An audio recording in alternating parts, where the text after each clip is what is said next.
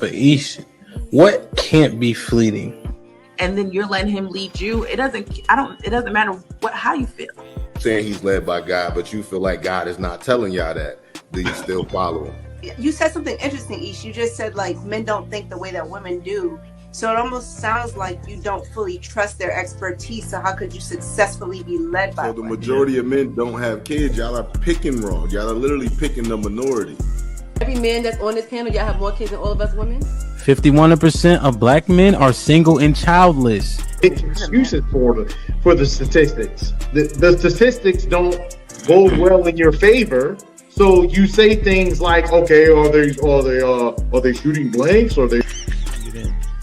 Because men, I don't feel like men are overall passive aggressive. The majority of men. Do you think that silence is that passive aggressive? Because we will do that. Yeah, because there's niggas that'll use that as a way to trigger a woman. Like, because a lot of time a woman will tell you, like, when you're silent, it makes me feel like I'm ignored. So a nigga will do that intentionally. Yeah, no, I'm just, because I didn't agree with the passive aggressive part until Mary said that. I'm like, okay, I could see men and be like, you know what? I ain't saying nothing else. Will unsubscribing from the Democratic Party help fix Black America? Let's just unsubscribe. No, you got to know why. I don't think so. That's the only thing that get black people together. You know what I'm saying? Like that's shit like that. Shit like that. Shit like that. Wow. Like that. What I think will fix is if black people truly understood politics.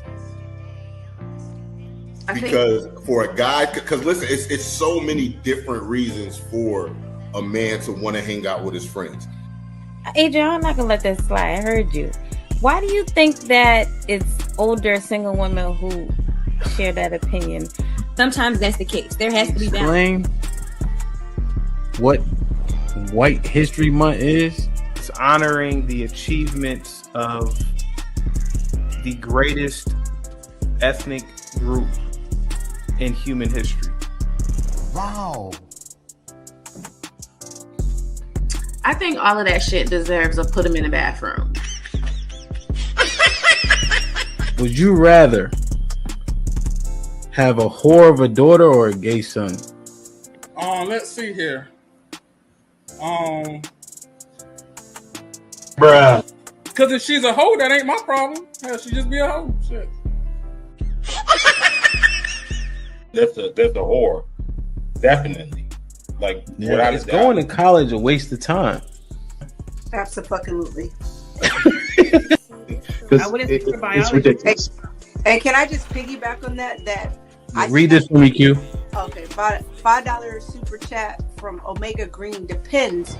Go for STEM, medical or law. However, if you go for BS degrees like communications, is that supposed to be policies or poli-sci, political science? Poli-sci, okay. Yeah. Or criminal justice, it's wasted time. Final thought. When you take a man's time, it's like taking his money. When you take a man's money, it's like taking his time. Simply put, we want something for it. If you're not interested, don't go out. Sis, hit me up. Let's clear your coochie balance.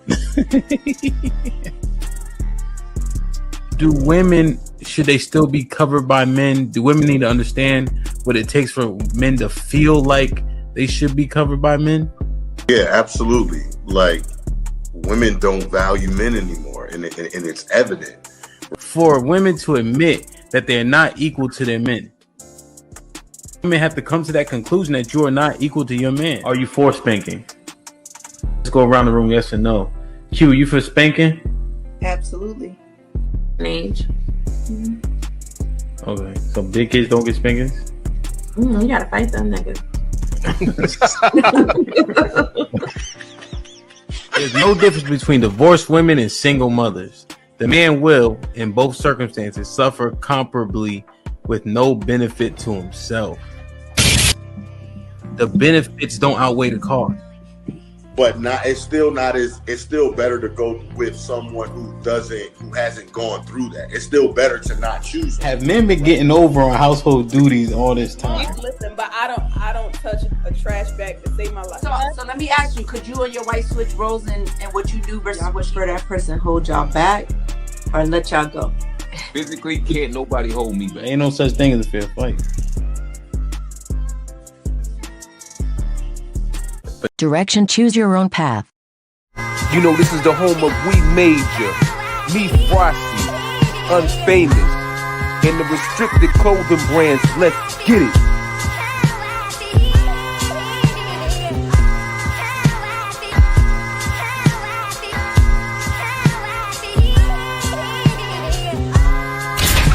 The message is always in the cloth, the colors, the designs, the fit.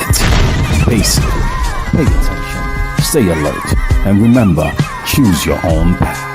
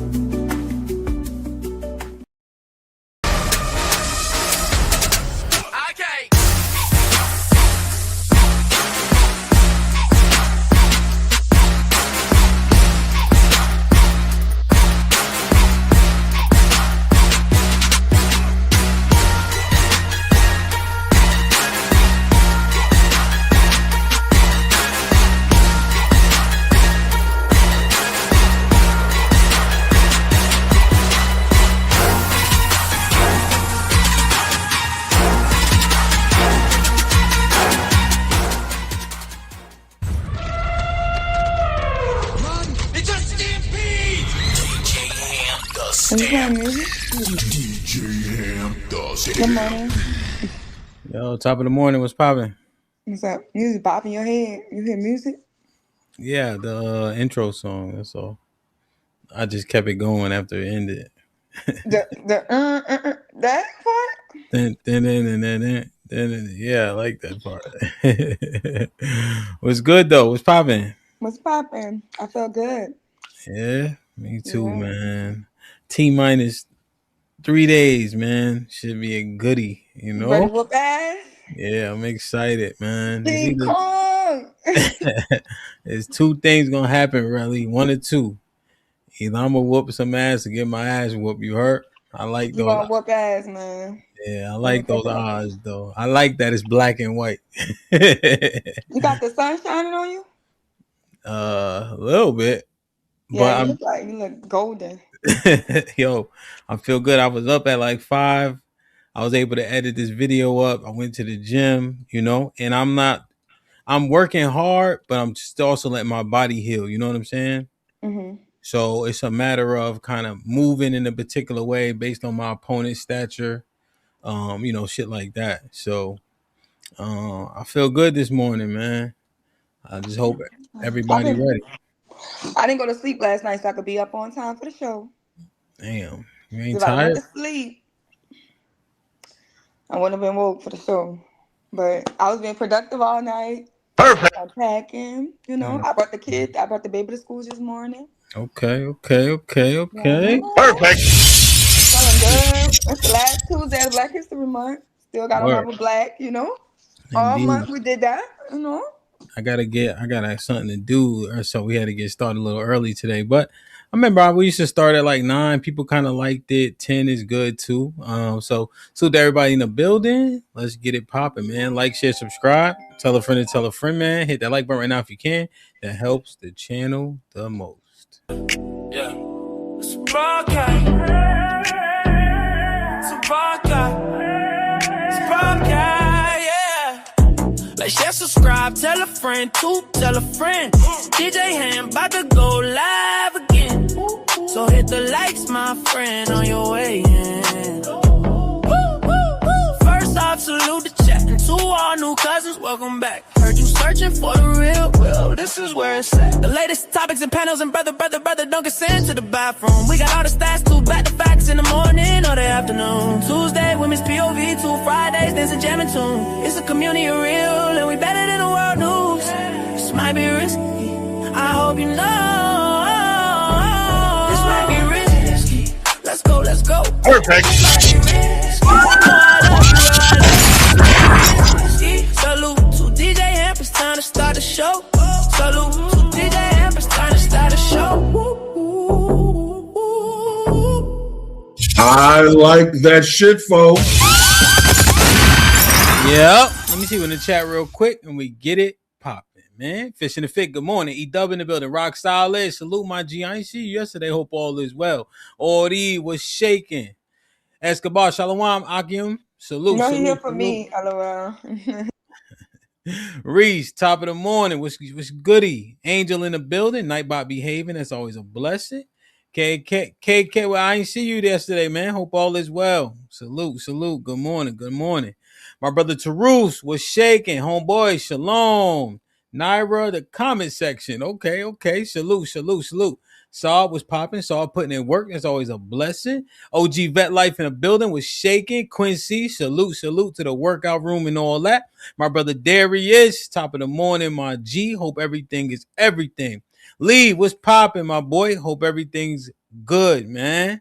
Salute to Lee in the building, grinding on Likely TV. Make sure y'all go like, share, and subscribe. That nigga be wildin', so you should enjoy yourself. He knows what's popping, my brother. I ain't seen you in a month of Sundays, man. JD, what's shaking? Good to see you, man. Salute.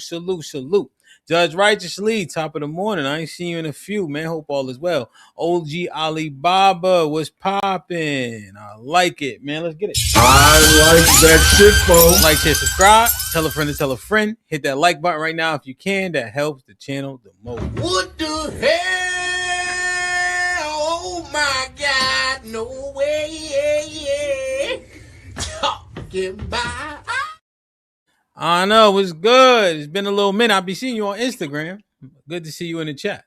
Yo, salute to the 100 people in the building. Please hit the like button, man. That really helps the channel. The like button is absolutely free. They also added these hypes that you can do after the video is over. You get 3 hypes per week, so use them wisely. Preferably on This Might Be Risky. You know what I mean? Yo, Crew Fest was popping. Yo, man, these white boys got some explaining to do, man. I seen a couple clips. Frankly, I can believe it. I know it's true, but shit is diabolical. Daily, what up? Nathaniel, shalom. Good to see you, man. Let me show you this video. You may have seen it. Yo, you know I'm not the nigga that says it's AI, right? Mm-hmm. I usually don't. I'm not the person that says that. That gotta be AI. This some sick shit, you know? Mm-hmm. But it even seeped in my head like it's gotta be AI. You know? Let's see what it is. So let me know what y'all think about this. Put a one in the chat if you feeling all right. You're really over there glowing. You're looking like a golden globe. Yeah, man. You already, man. Look at this shit here, boy. Y'all notice what's happening here? Live on air. Watch what grown men, grown white men, was doing to little children. And y'all think it's just Epstein Island. Just watch and observe. Yeah. You talk about getting married and having a family and things like that. No, you don't. What do you do when you're 11 years old for a date? Where do you go? What are some things you do? You just walk home from school with each other. Oh, you walk home from school with each other. Okay, what category? Do you hand out kisses, Jennifer?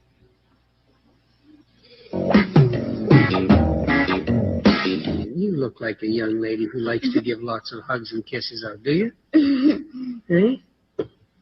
Hey? Not really. Not really. Not really. Can I have a hug and a kiss? I can't have one? Mm-mm. Even if I say and whisper in your ear that, Allison, you're gonna win the show, I still can't have a hug and a kiss? Well, I guess you can't win the show then. If I don't get a hug and a kiss. Yeah. You hear that? Yeah. You hear that? That's a good answer. Y'all notice what's happening here?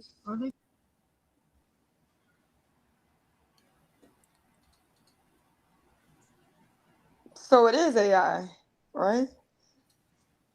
Why you say that? How you just kissing people's children in the I don't mouth know. like? I ain't never seen this before. How does this? What is this show? Where did that come from? I never seen that. Captain had it, but it's 100% authentic. Hey, some people been doing that for a long time. That's what they do. You know, everybody got their thing.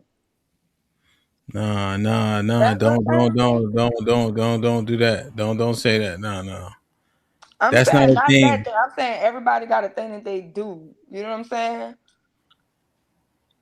Everybody got What? a thing. You know, like Italians have mobsters, right? No. White That's not people, what that white is. people mess with kids. I'm telling you, bro. It's what they do. That's who they are. That shit look crazy. He need to be found and shot. You know, a lot of shit. I think about this, right, in a different way, right? It's like the shit that used to be done, it had to be fucking crazy. Cause remember, we used to say the word faggot like it was the thing to do. Mm-hmm. Honestly, in the 90s, like it wasn't nothing to spew those words, you know? I remember a commercial said it was gay to smoke, you know? Like, was it the lack of sensitivity or people didn't care? Like, what you think it was? Yeah, it was a lack of sensitivity. People just didn't care. Or Just were people following less social. sensitive? No, I think people was just following social norms, right? And we had, like in the past, tradition was just so tight knit. Anybody that moved out of what was traditional was supposed to get ostracized. And you know, people always have hated gay people. So Well, yo, this shit, I ain't really have like a whole lot of, I ain't think up a whole lot of shit. I just couldn't believe I was seeing what I was seeing. But I got what you were saying. White people, in terms of fornication, are the worst. Just yeah, sexual deviancy, sexual crimes, and it shows in the statistics per the arrest records that gets glossed over. You know, to but be they to just claim be 77% of sexual assault that. Yeah, rate. That's yeah. I mean, even when it comes to animals, yeah, when you all of it. certain things you hear, you just see them like they just pop up in your head. You see what I'm saying? Yeah, It's it's uh it's one of the it's one of the niches. this part, right? You know, they ask about the country, you know, and what happened to the country. I was on a panel, I forget, it was a while ago, but I mean the pussification of white men. If you complaining about the country and what things are allowed here, because white men are in power, do you agree? Second largest voting bloc, you know, they put these things in place. The pussification of the country, you got to put it on their shoulders. And then I Yeah. found this clip that I was looking for forever. So, what you see in this clip is this white girl being attacked by this guy here, right? I don't know if he's trying to get her purse or what, but this happens.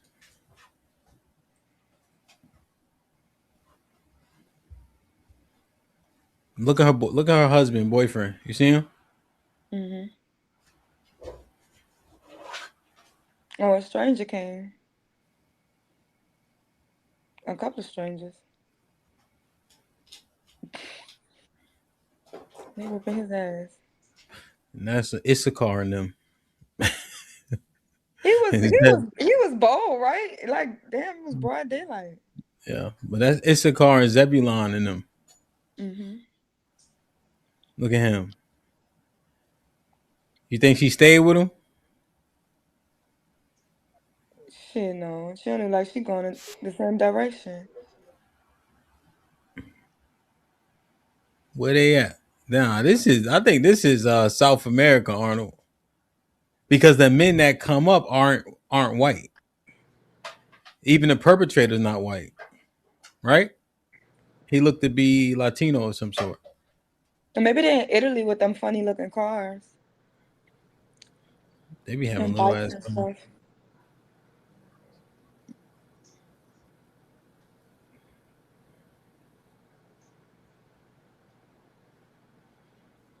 But what you think about his behavior? Coward. Coward. Ain't willing to die for her.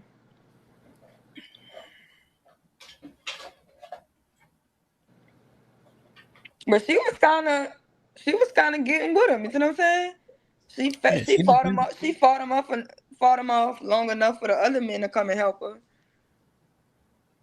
That shit just crazy to me. Like, But the fact that he don't even try to help it can't be her husband. It gotta be a stranger. him? Nah, he not a stranger to her. It gotta be a stranger. Hell nah, I don't think so. It can't be a stranger. And that It's the man don't only. know that lady. It's the only two white people in the scene. Man, do you see all the niggas coming out of cars trying to get to him? There's no way those men that passionate, and this is her husband. What the fuck?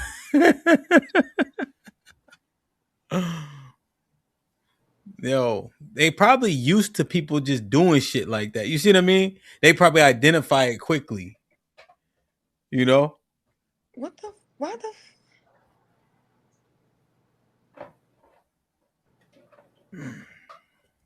Yeah. Look at him. Yeah. That shit crazy to me, bro. I don't get it, man. Fuck them.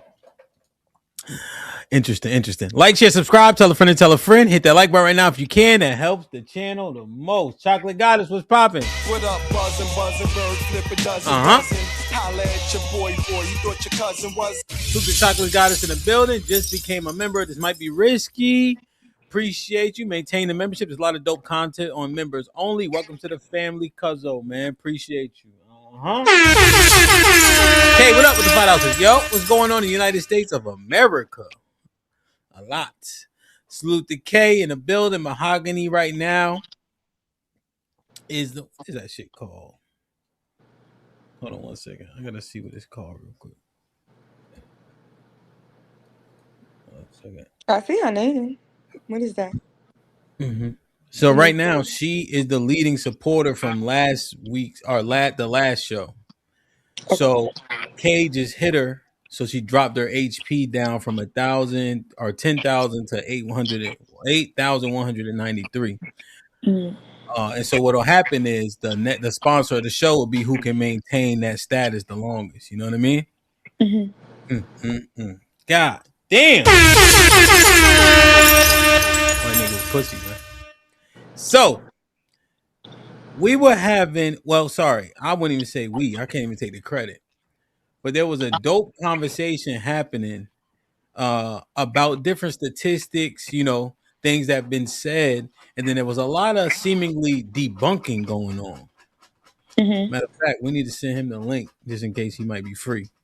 And so we played the roulette wheel before, Mr. Fantastic, Aaron, and I.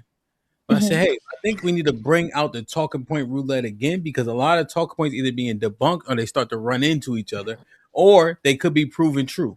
There was a few that we had to throw out, but there were, I think most of them we were able to keep. So when I was listening, kind of just casually, I'm like, damn. I said, Cheek, you got to send me that because I'm trying to understand where you getting these from. And these were actual peer-reviewed studies from universities. You know, now they've edified us, Shad, Strata, about why research is conducted, how it's conducted, and it could potentially be an agenda. But the numbers do come out and they seemingly bear out to something different from what we heard for a while.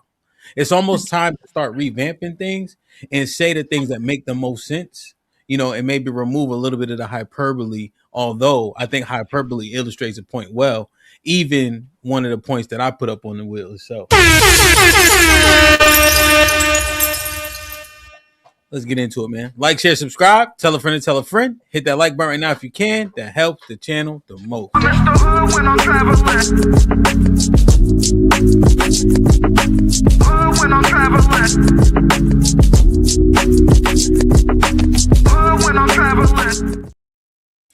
So, we got the roulette wheel here. Salute to Sherelle. Who helped you with this? I know you ain't do this by yourself. Jalen. Shout out to Jalen. She the GOAT. Shout out to Cheeky. Go. The cheat. Jalen. We Relly. the dream team. You know what I'm saying? So, what we have on the board today is black women in, what does that say? AC? Academics. Yeah, if you read the text message, the titles is on them. If you want to, it'll be simpler that way. Okay. So, what we have on the roulette wheel today is men are financial providers. Husband and wives contribute the same financially. College education equals lasting marriage. Money matters. Higher education delays marriage. Black women in academia. College education increases marriage success. What is going to be in contention today is her money doesn't matter.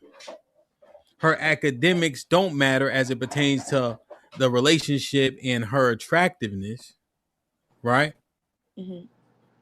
Getting her from McDonald's, as long as she's cooperative, you'll be better off. You know, a lot of those things seemingly are going to be contended with based on what we have on the roulette wheel today.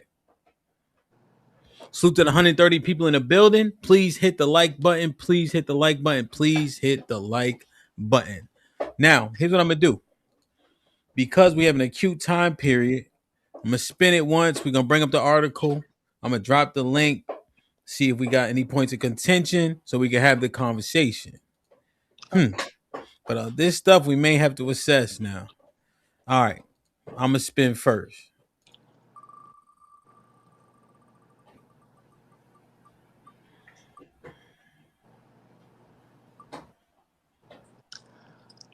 Black women? Black? Yeah. Okay. Did I remove it? Yeah, I'm going to remove it. All right. Black women in academia is what we fell on first. So it appears I need to click up this article. Do you have any commentary behind this? What does this one mean specifically? I guess through the comments of our education not mattering, this would be addressing the basket weaving degrees. Is it beneficial for us as a community for Black women to be in academia? Okay. Is it beneficial for Black women to be in academia as it pertains to the community or relationships or both? Both. No. Sorry, go ahead. I would say the community more because I think it would benefit the community more than Okay. I got even you. if it's not a relationship there. I got you because what are the sentiments is that Black women in their degrees are self-serving. Mm-hmm. Right? So Which I disagree with. Yeah. Okay, you disagree with this. The School of Education, University of Wisconsin in Madison. Should we go through what are there particular points here? Because that was the point that was being made on Wednesday's show, as a matter of fact, right? That the degrees are largely self-serving. You know, they don't benefit the likes of others. Oftentimes, people say they come on a healing journey, but then they come back and nobody else around them benefits from the positives of, their journeys and etc. That's kind of a thing I think about when we assess this. You would think if you improve, the people around you also benefit from that, So let me ask this. Put a 1 in the chat if you think that Black women's degrees are largely self-serving and don't benefit the community. Put a 1 in the chat if you believe that. Put a 2 in the chat if you disagree. Put a 1 in the chat if you believe that. Put a 2 in the chat if you disagree. Yo, right up. What's poppin'? Good to see you. Adam and all that, man. SPS in the building. 1 in the chat if they are self-serving.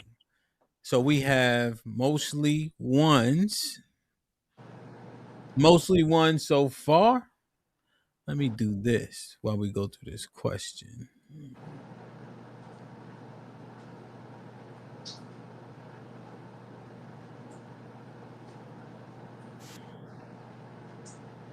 Panel.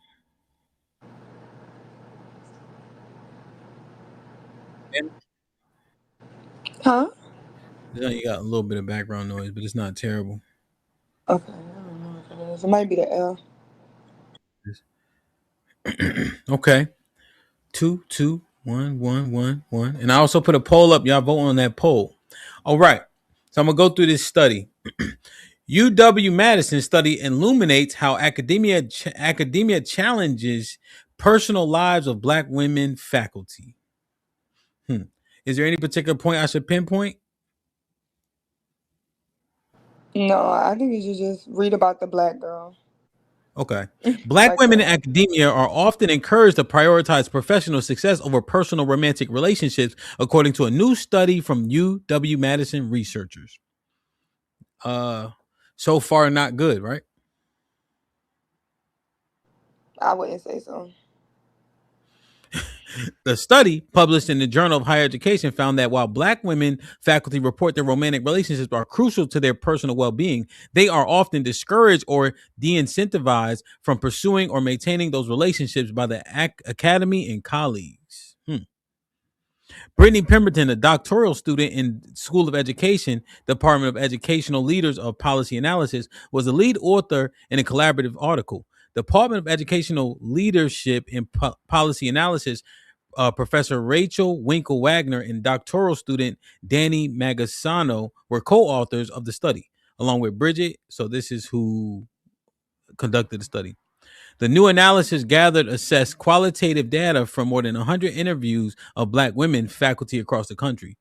Pemberton says the study findings call attention to harmful institutional norms that must be addressed in order for Black women to succeed in tenure track roles. Okay. Considering Black women faculty as a whole, people with lives outside of the academy is vital to their personal well-being and professional success, Pemberton says. So this is Pemberton here, the Black girl. Right? Pemberton says she hopes the analysis will encourage higher education. Okay. So in 2023, Pemberton was selected to participate. Okay. Brody Winkle. So this is more about the people. Okay. Read full article here. Black women academic abstract. The study explores how Black women, yeah, it's right there. Women academics describe their experience of romantic partnerships relative to their professional role as tenure track faculty members, using a Black feminist lens as a conceptual framework to examine the relationship between identity theory, role conflict theory, and role strain theory. We explore how Black women tenure track faculty experience their roles as both scholars and romantic partners currently in committed relationships, example, marriage, or actively seeking one, example, dating. Findings suggest that while Black women faculty express their romantic relationships as sites of integral support, the academy and the colleagues within these spaces often de-incentivize romantic relationships for Black women, forcing them to choose between committing to a romantic relationship and being a scholar. The study urges institutional and departmental leaders to adopt a more holistic approach to supporting Black women faculty by recognizing the significance of their romantic relationships as vital sources of support and valuing the complexities of their lives inside and outside of academy through family inclusive policy, financial support, and peer networks. Right, so I guess what Chiki was breaking down with this one is that you automatically think that the Black woman that goes into academia is going in to not have a relationship, but it's still a top priority for them, to the point where their peers and their like colleagues have to continuously pressure them to let the idea of a relationship go. Yeah.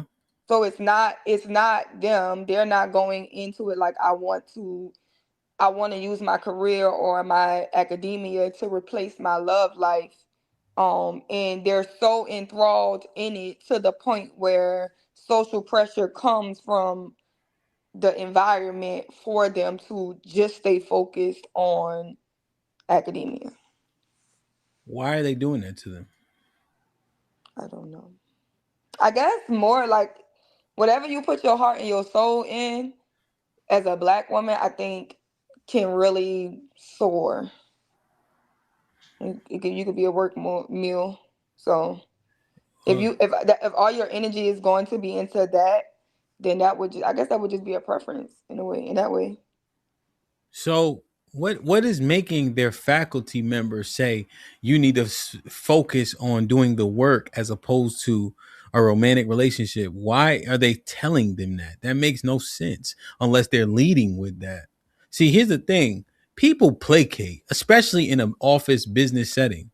You know, people be in there like, I don't got time for that. And then, yeah, you're right. You should focus on it. There'll be not. But if she's saying I have time for that, and this man is great, then I think people would be like, yeah. You think So they're you think saying, she's nah, leading? fuck that nigga? No, yeah, it got it because this is a business setting. Like people ain't pushing back against. Oh, you got a boyfriend? Oh, nice. You got a fiance? Oh, nice. You got a husband? Oh, cool. Can't wait to meet him. No, I don't know because I think even with that, remember when I sent you the young girl? Matter of fact, I found another video is where kind of like people are actually into the guys and wanting to be in a relationship and they're being hit with a live your life, go be, don't get caught up into these like they have to be trained when they're young into it because when they first come on the scene, they're, you know what I'm saying, they're into the Love Jones of it all, right? Okay. And then people are trying to divert them off the path. Not so, Sherelle. This is where the rubber meets the road. If Big Mama and them are telling them don't do what I did, make sure that you can self sustain, right? Mhm. You have to prioritize yourself, your education, so you don't need anybody to support yourself and exist in this life, right? Mhm. They actually are coming with that modus operandi. And people around you, if you communicating that I don't have time for this romantic relationship, I think they just gonna placate to what you're saying. They don't have no reason to say otherwise. Yeah, I mean, I guess because if they just looking at it, people looking at it like this could be a detriment to your life. You see what I'm saying? Like you Yeah. may be, like you know what I'm saying. You may be like, what do we call it, naive or green to it, and you may think that you can have it all, like the illusion of you having it all, right? I think people want to kill that illusion when you go into corporate America, right? As a Okay. woman, they want to kill the illusion that you think that you can climb the ranks here and be able to be a wife and a mom and things like that. So I definitely think that it may be like a just a killing of the illusion of it all. Okay. Yeah. Things will become reality, except for the white girls is telling you one thing and doing another. Hmm. I'm trying to tell you, people will they'll watch Floyd Mayweather and be like, "Hey, I can box like that," you know. And what would do him a disservice if Floyd say, "Yeah, go ahead," knowing they don't have the athletic ability, time in the game, or talent to do it. You see? And then meanwhile, he winning while they getting their ass whooped trying to do a Philly shell because they think it looks cool and they from Philly. Yeah, the just like hyping people up without the confidence. I guess what y'all say, the put the cologne on thing. Yeah, you know what I'm saying? Yeah. And people aren't uberly successful listening to that poor advice. It's like they trying to keep you in a perpetual state of doing it for yourself, grinding for yourself when we know it's two people is better than one.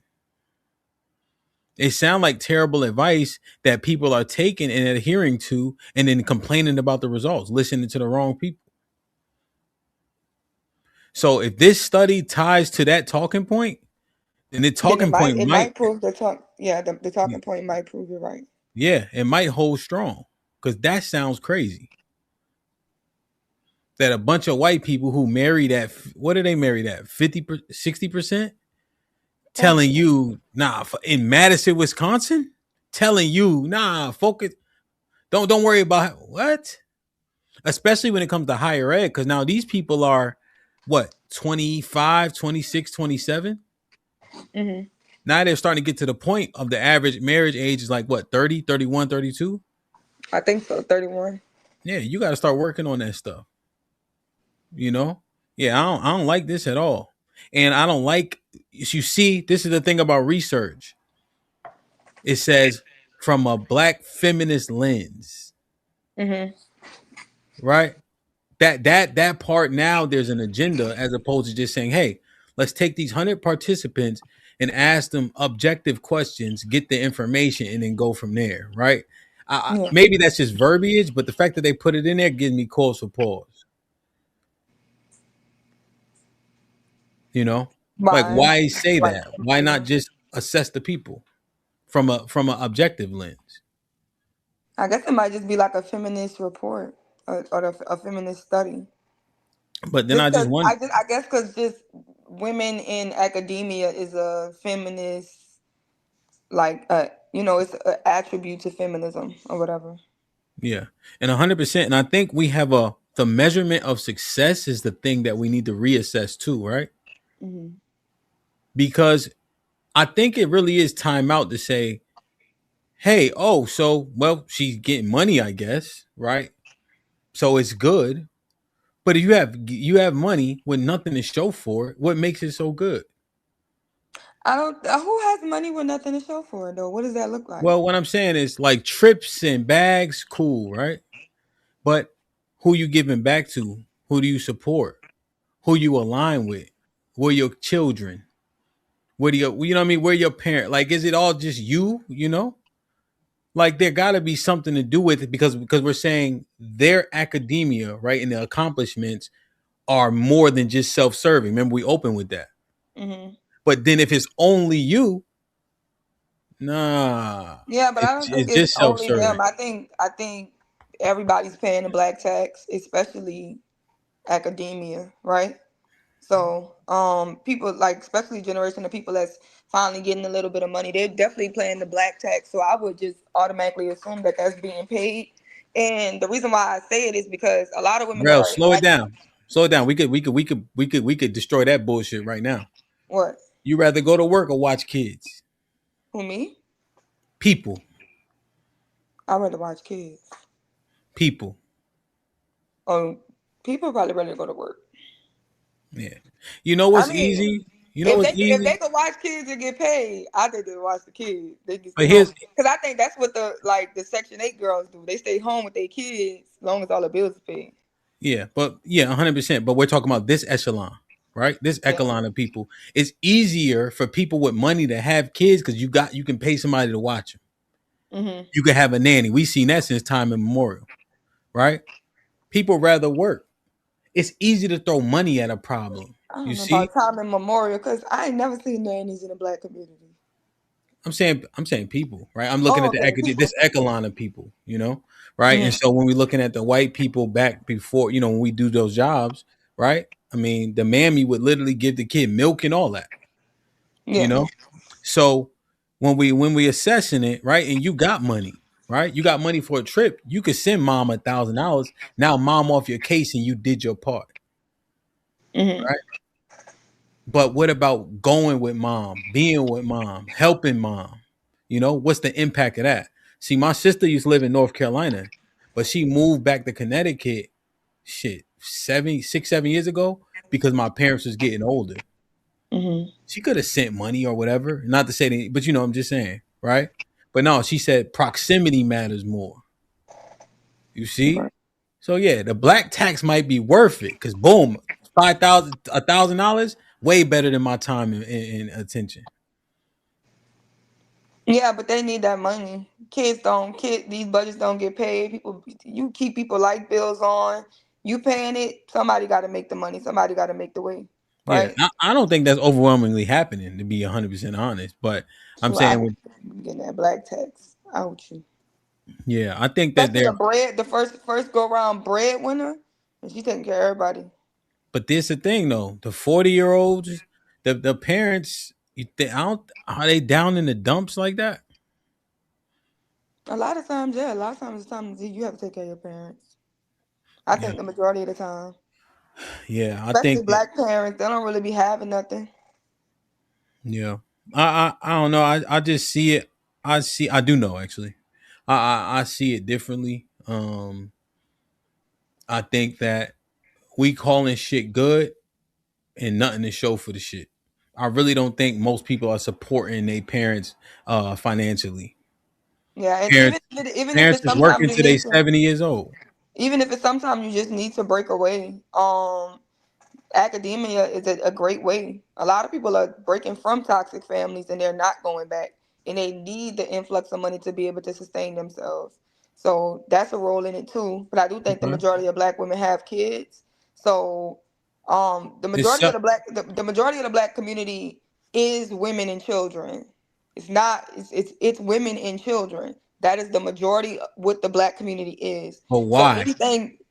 anything that benefits black women also benefits black children. So by default, it benefits the black community. Listen, the why. See, here's the thing: people are the priority. Because remember, we said self-serving. Is it or is it not? I don't think it's self-serving because I'm saying if it's benefiting the who is the core of the black community, how is it self-serving? The reason why we can't say it's benefiting is because the kids aren't doing well. The majority of the kids aren't doing well. So if you chase this and sacrifice that, right, and then we assess the that being the kids, and we simply look at their education levels and understanding, and it's below average, right? Below the average American who only read at a seventh grade level. But now Mhm. our kids are reading at a worse level. We can't then say, yeah, this is benefiting the community because that's the point that we're trying to mine through. Yeah, so I think that's what it is, right? I think that if you are academia, your children are definitely smarter, right? So what we have to understand is a lot of these kids are underprivileged in the school systems, right? Yep. So within the school systems, we understand we have the prisoner pipeline. We have white teachers teaching these students.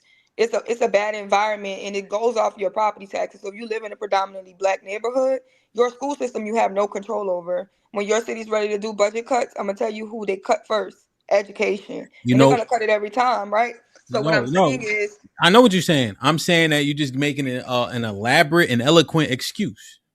no, I'm You know, saying that women who have academia get to send their children to private school.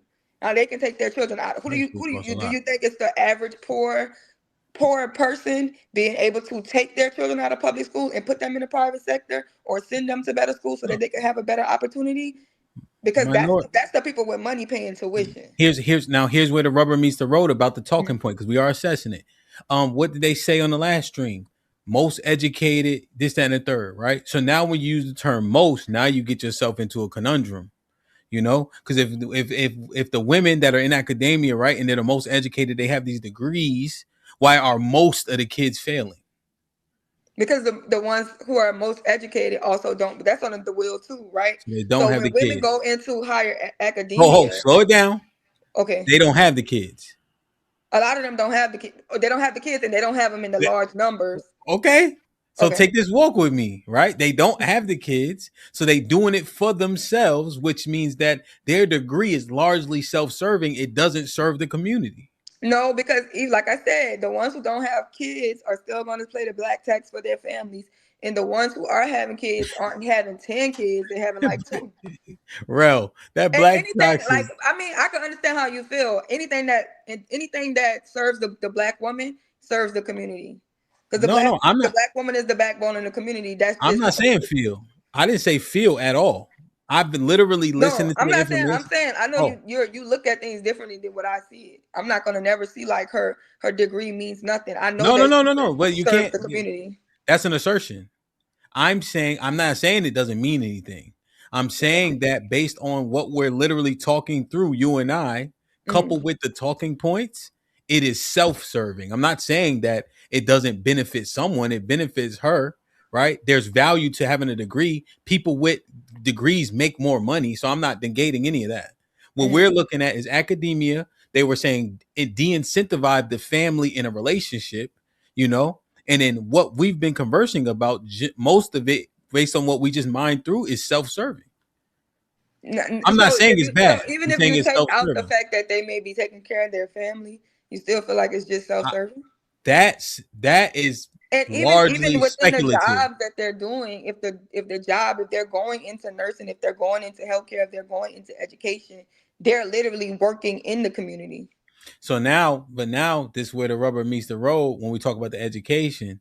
The kids' schooling sucks.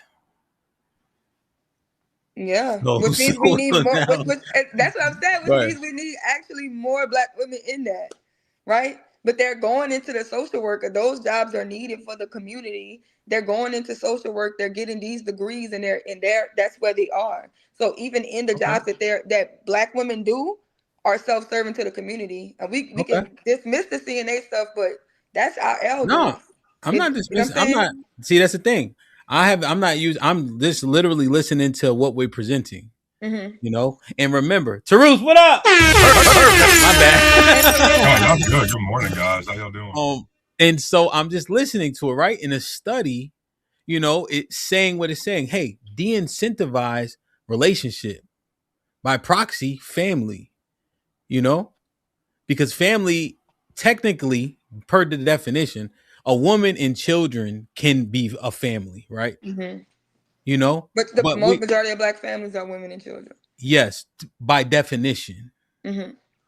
The community that would be beneficial, like we see with communities that are doing well, are coupled together, right? You see, I'm making the clarification. I understand that technically that is a family, you know, and they're saying people are telling them, no, don't prioritize that. Big Mama told them, no, don't prioritize that. Don't waste your 20s on that. Oh, and you know what I got a hot take, because it's being told that it's a pipe dream, right? Okay. So people want you to make more pragmatic decisions about your life.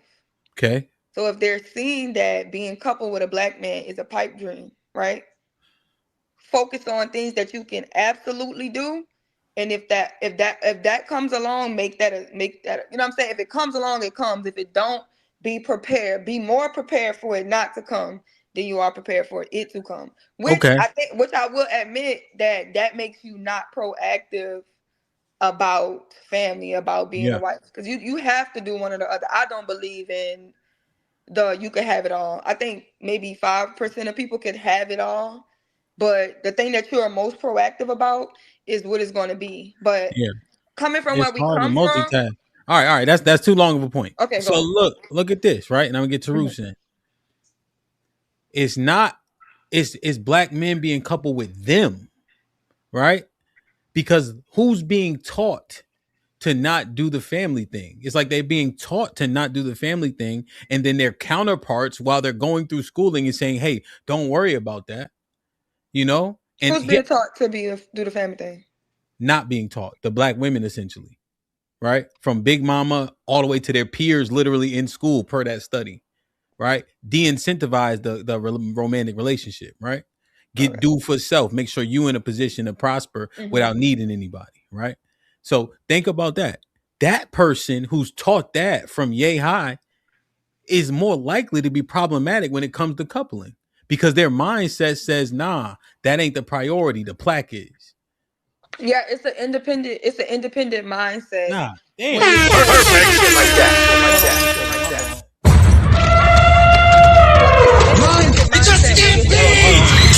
HAMP, the stamp. Let Tarus talk. We can't see you. Oh, there you go. There you go. What up, Tarus? Big head ass. Good morning, guys. Good morning. Man, HAMP. Hey, Tarus, I'm happy to see you, bro. You see me all the time. Y'all both shining like the sun, bright ass. Yeah, man. I just wanted to tell him that. Go ahead, bro. Go ahead. I want to overall agree with you, HAMP. Okay. But it's difficult because, at least from my limited perspective, in this specific country, it is an absolute fact that the American women, which includes Black American women, modern times, are far more better at adapting and evolving to our ever-changing environment than our men have been. The women? The women have. Okay. Right? Okay. I think you've done a few panels about consumer debt and women having most of the consumer debt, but then women also own, or black women owning most of the single family homes. Yep. Which, if you own a home, you got a mortgage, aka consumer debt. Yes. Right. Good debt. So, it can be argued good debt, right? Right. There's a such thing as good debt. We know this. Essentially, yeah. Right? Yeah, and to your point, most millionaires' status is tied up in assets. Yep. To your point, just go ahead. I'm listening.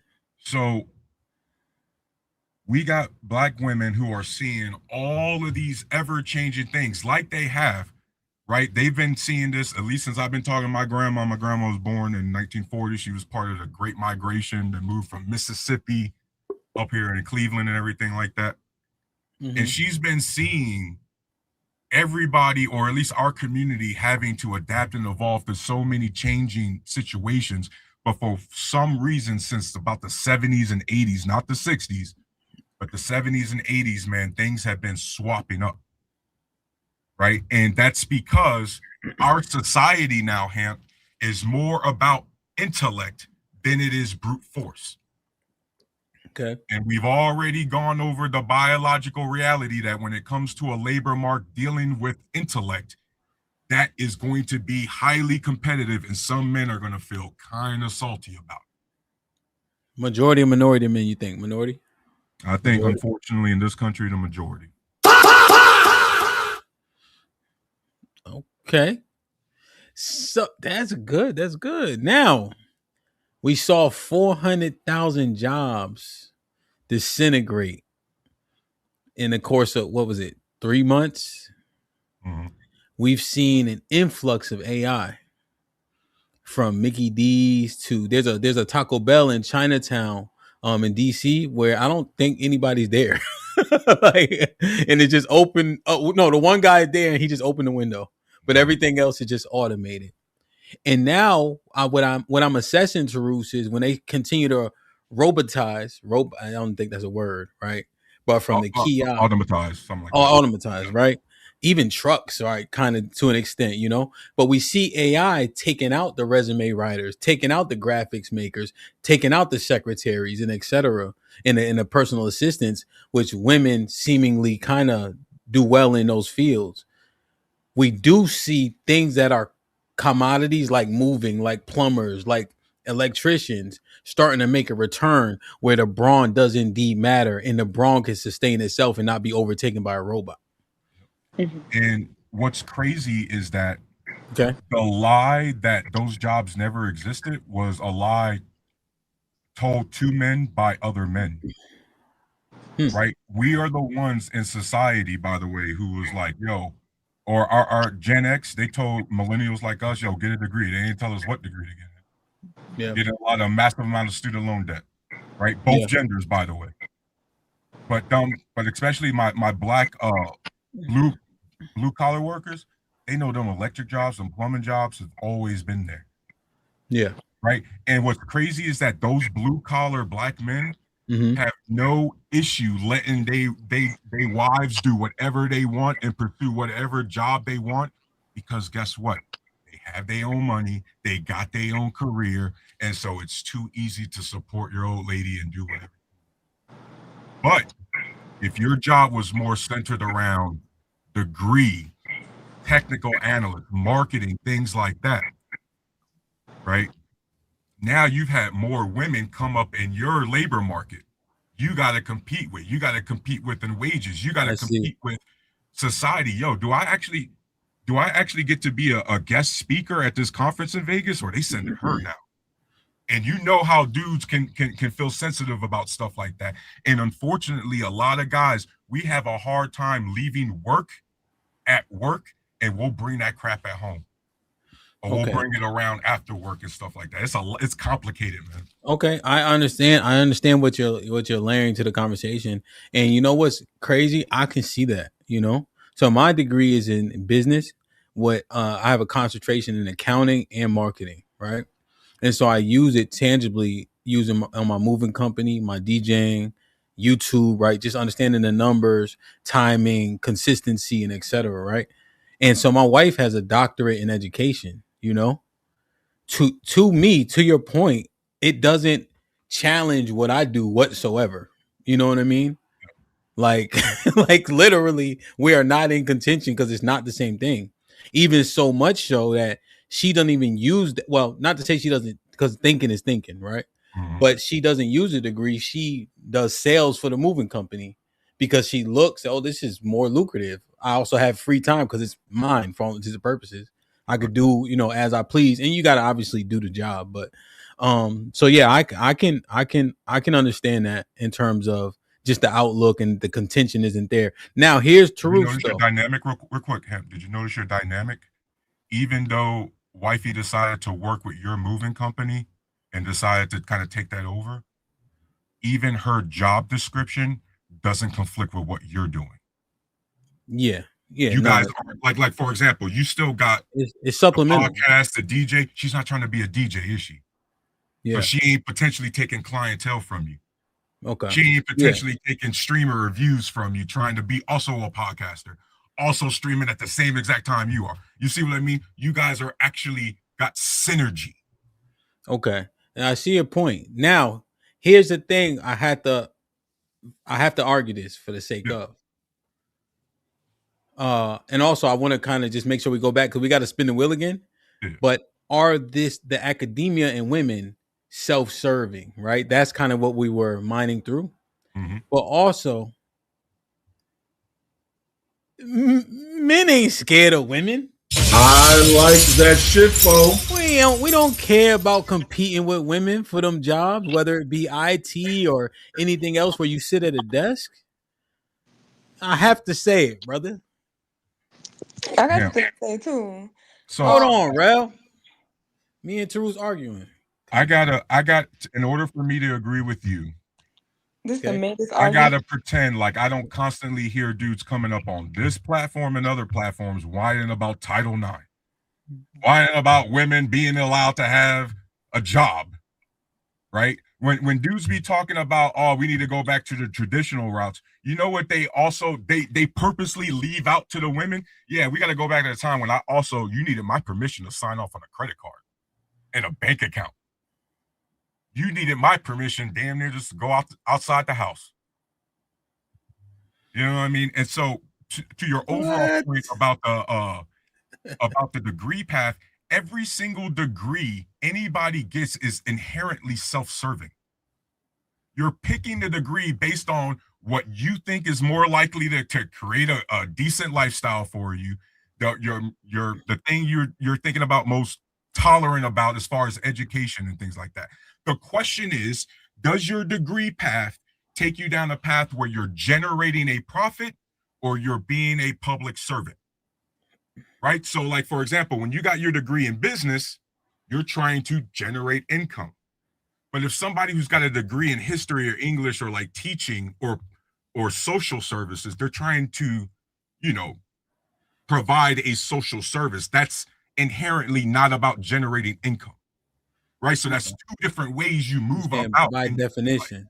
By definition, it would be serving others. I think that they don't know no better, Taruf. I honestly think that people get pushed into like things that they just like, oh, education makes sense, right? People aren't over thinking through these things to that point, Now, here's the other thing: their ideology is what's being challenged. Because remember, I presented to Sherelle the things that we seemingly agreed upon, right? Big Mama said, "Hey, get your degree so you don't have to depend on no man, no this, no that." Their peers are saying, don't center relationship, focus on your studies. For you can worry about that other shit after. So all the community things, the family things are put on the back burner so they can survive without needing a man and being tethered. And that's the part, the self-serving part, that I think may be the icing on the cake. This is just a talking point that we are mining through, which is interesting. Go ahead, Sherelle. Oh, my bad. Not saying you can't retort or reply to. She's been quiet for a little bit. That's all. I was just saying, like, with the jobs, I think the push for academia, because we do know that people with degrees make the most money in this country, is more. It was more about assimilation into the culture. So we know that a blue collar person could make the same amount of money as somebody with a degree in a white collar, but they will not be in the same class. The money doesn't put them in the class. So when you're trying to enter a different class, right? Even when you educated people go to college, they're in a better proximity of men, women. It's a better pool because education is supposed to marry education, whereas money is supposed to marry money. So sending people off to college to get academia is like, wait, don't settle for what's around us, because a lot of times what's in our neighborhood isn't people that have like minds to get out of the neighborhood. So don't try to get trapped here with the men who want to be here. Go to college, get your education, and then you'll be there in proximity with the men that you need to partner up to better yourself in the long run, right? And when they get these things, even when they lose jobs, right? We've done this. Men have gone through this. Women are in the workplace. We can't handicap them from life. Industries change, right? Y'all done had factories shut down. Y'all done had different things to where men have had to transition. Women will have to do the same things. But we know that when we get new jobs, we have resumes. So as long as they have transferable skills, they're going to be okay. Even when something moves away, they'll be able to move along if they still have more accolades and more things than other people. You know? So I think that was definitely being said, Sherelle. Unfortunately, that wasn't the reality that some of our parents and grandparents was setting us up successfully for or to deal with.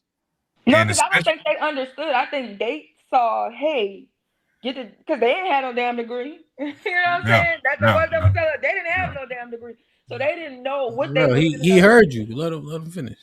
And then I want us three in the chat after Truce is finished to say to vote. Should this academia talking point stay or go? Go ahead, Truce. damn, what was I about to? What? I'll say sorry, Relly. What I'm sorry for? Sherelle, would you just respond to me too, so you could bring me back? She don't know. Yeah, you were saying that our grandparents, they Yeah. had So told us that. at least today, thank you, Sherelle. At least today, especially when we're talking about these degree paths, nowadays everybody's just trying to find somebody like that was back in the day when a man can still take care of his family with a sole income. We don't live in those times anymore, right? And so now what our parents should be or what parents should be teaching their kids is unfortunately you have to do both. You guys hear me say it all the time, bro. We got to be able to do multiple things at the same time, right? And so I need my like I got a 17 and 15-year-old daughter, Cheryl. I need my daughters to go to college, but to also make sure they're going out there and actually speaking to people, in real life, going out there having a social life, going out there dating. I need you to do both because what we have right now is a nasty imbalance of a either or. Right? We either got a lot of people who are highly educated who lack a lot of social skills, or a lot of very sociable people who are struggling intellectually. Right? And so we got to bring that balance back. That's where it comes back to the family, and that's why I really like the degrees that women choose are typically about public service to the village. You know what I mean? And it sucks that unfortunately AI seems to be coming for those jobs the hardest. You look cooler with your hat off, kid. See, I'm bald. That's a toupee. That shit look almost good as mine. Look, man. And he I cut don't his got own no hair, him. I don't got no hair. Yeah. If I had hair, I would come on here. But well, good morning, Cheek, anyway. So independent, that's the problem. All right, so pause. You heard what Taruf just offered. You heard the back and forth. Black women in academia being largely self-serving. You heard us mind it through. Put a 1 in the chat if that talking point should stay, or does it need to go? I say, based on what we just conversed about, I think pretty thoroughly, I think it stays, man. Really? I think it should go. Roos? Oh, I think it stays for now. Cheek, were you listening? No. I came in on a part, but yeah, I think it should stay. Just from what I was hearing, it's for themselves. Yeah, like most of the things we do. Like, I don't see why that's a bad thing though. Yeah, that's what I was saying, right? Sherelle had hit me with a couple adverbs and adjectives. I'm like, no, I'm not saying that. I'm saying what we're saying. Like, I'm not even saying bad. I'm saying what definitely, it is. Yeah, it's definitely for the individual, right? And then if it just so happens to expand beyond that, sure, but it stays. That just so happens is crazy. Like, yeah. Like, you know what they wouldn't do? Teach at the school for free. Fuck no. Like, I wouldn't. Like, why would I do that? Like, come on. Right. Now, Rel, write that one down because I deleted it off the thing. I think there's a way you can like bring it back up. I got the thing. I know, but I clicked it and I said remove that one. I don't know if it's the same one. You feel me? But just write that Black women academia stays. That talking point is solid right now. Okay. All right, based on what we mind through. You know what? You want to spin? You want Tarus to spin? Pause. That shit sound kind of crazy. Tarus to spin. All right. Let me hit the like button, hit the like button, hit the like button. Free thinking channel with the $5 says Black men are taught to acquiesce to Black women and are severely coddled. The girls are pushed. The boys can do whatever they want. Into it was popping. Perfect. 20 ball says perfect. Black women of my generation, Generation X, were given worthless degrees to destroy Black men and the Black family. Wow. Their degrees did not benefit anyone, even themselves. Black children are still at the bottom of the academic. Shit like that. Wow. Jesus Christ. He spent that $20 and he made the most of it, boy. Salute to Intuit for the first 20 ball of the day.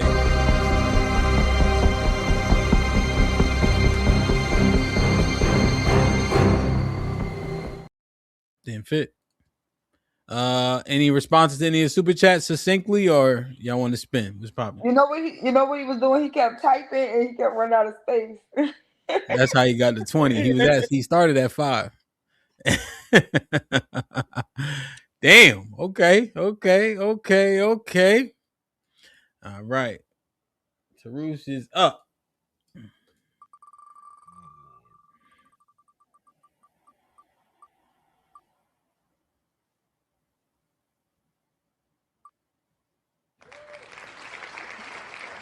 College education equals lasting marriage. Put him in the fucking bedroom. Get him out of here. Come on.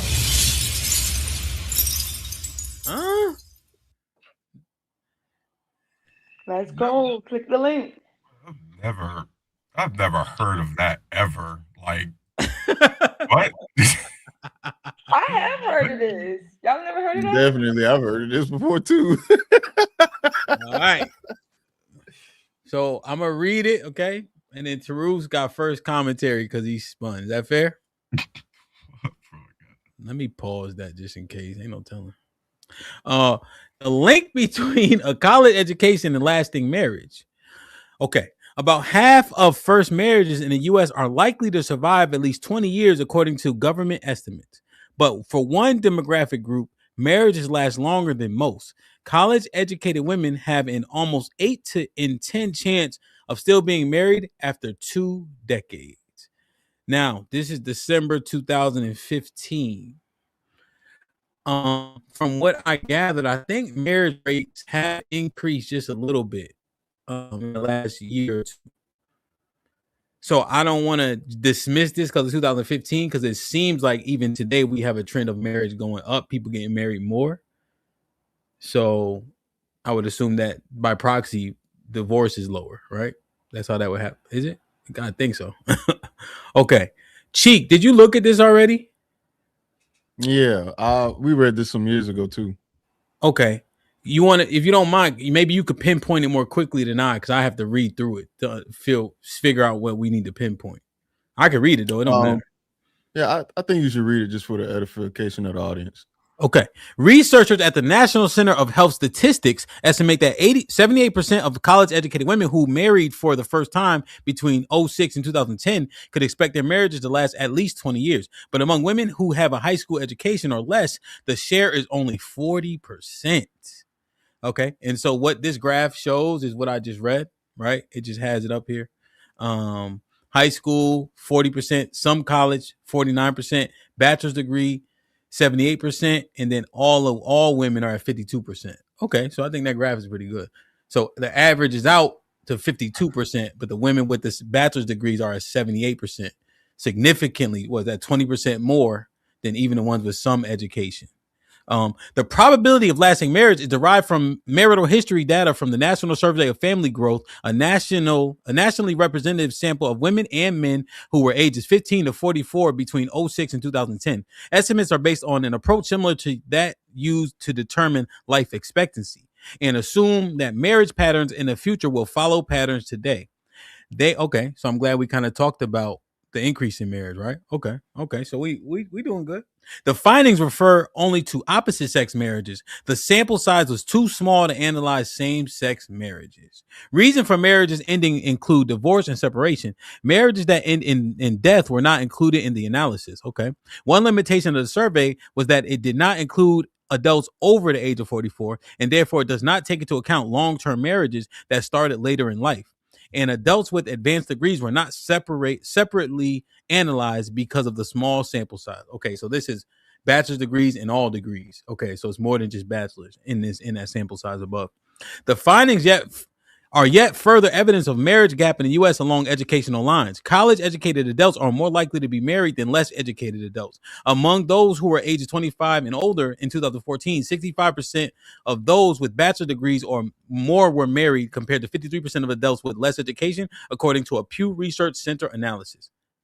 While the research does not address reasons these marriages last longer, we do know college-educated adults marry later in life and are more financially secure than less educated adults. While more educated women have the highest chances of a long-term marriage, college-educated men also stand out. Roughly 2/3, 65% of men with bachelor's degrees could expect that if they marry, their first marriages will last 20 years or longer compared to 50% of men with high school diplomas or less. In addition, men with higher level of education are more likely to get married in the first place when compared with less educated men. So here's the distinctive patterns, sharp differences on longevity, marriages by race and ethnicity. So the Hispanics go from damn near 90% to 69% as an education that's the duration. Okay. So it looks like let me just read it. There are also distinctive patterns in marriage longevity by race and ethnicity. Some of these differences could be related to educational differences among the adults with different racial and ethnic backgrounds. Asian women who are among the most educated are more likely than any other racial or ethnic group to have a long-term marriage. For Asian women who married for the first time between 2006 and 2010, the chance that they may celebrate their 20-year wedding anniversary is nearly 70%. By contrast, about half of Hispanic and white women see the marriage last that long, and for Black women, the chance is 37%.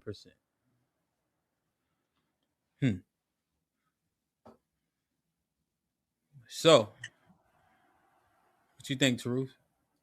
So, on a real quick note, that last point you make, that makes sense because the Asian demographic in this country hasn't been here as long as the rest of us. So there's still a lot more of the Eastern philosophies that get taught by the parents and the older parents, right? And so, right, they're including the Asians, which includes the Indians who have like more arranged marriage backgrounds and things like that. That makes sense because Hamp, we went over. I'm sorry, guys. I got choked up. We went over something a few months ago. You and I think Chigi was there. I think Sherelle was there too. About the average age of people who get married. And so the fact that you just read that these women that are college educated, including the men that are college educated, are more likely to be older as well, like probably mid to late 20s. That coincides with the fact that the average age that we saw amongst our community getting married now was about 29, 30. Right. Yeah. And so your average bachelor's program, you're getting out at about 22, 23. If you get a graduate's program, you're going to be done around 24, 26. Right. Obviously, the higher you go into education, the less percentage of people that actually meet that requirement. But still, since they're adding in everyone, that makes a lot of sense, because it also correlates to the fact that we also read the non-married demographic that has the highest divorce rates. And like you said, averages out. So Sarus, right? Yeah, no, 100%. What you're saying, right? Just the analysis. Here's the sentiment or the talking point, right? The woman with the higher ed, right? And by proxy, the higher job, and maybe more, she has to be in her assertive, right, in a way, right? She leverages the degree over the man, right? You heard that sample that Kevin Samuels used to use. I'm a PhD, right? As though it makes like her shit don't stink. He's saying that her disposition is poor. The disposition that comes with a highly educated woman who has the tough job or the high job or whatever the proper verbiage is undesirable, right? But these women are getting married and staying married. Does the data analysis conflict with that talking point? And the original talking point is, can you please bring that up just so everybody sees it? Bring it up, like type it. College education equals marriage. Yeah, right? Higher ed, longer marriage, longer lasting marriage, and more marriages. Yeah, because I guess they marry and they stay. When we do all these panels and we put all these stats together, when we actually go look it up, all the man talking points always contradict the actual evidence, except for the last one. Because we've also said it before too. Married men live longer. Yeah, how many? I think we get what, 1 more, 2 more years. Yeah, on average. Obviously, because we still got our own individual health problems and things like that. But, bro, it makes sense. We saw the stats. We see that women, by the way, and this stats, these are women most likely marrying other men who also are educated. I would really like to see a breakdown, by the way, of the amount of like educated women married to non-educated men. I know that's going to be, and especially our country, there's going to be like a decent percentage.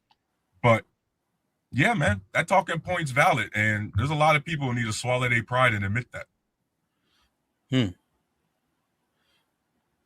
So I think I would say, I guess I kind of cheated on my last one because I already had read this one, but that's what I'm saying. I think when you know that educated people get married a little later, but they're not divorcing for the reasons of, people divorce over money.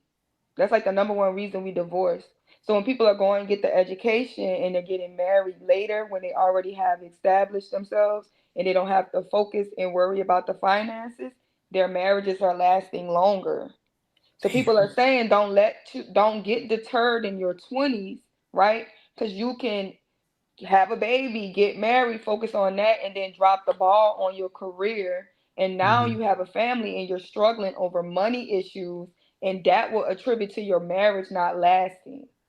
So the plan is for them to say, hey, get established in this career, get the money. You will be around other educated people, right? Because what it's saying is like it's for the educated men too. So now the educated women and the educated men get together, they're financially stable, and they're able to really hold on to a marriage because they don't have all of this struggle and this outside things interfering with what they have building.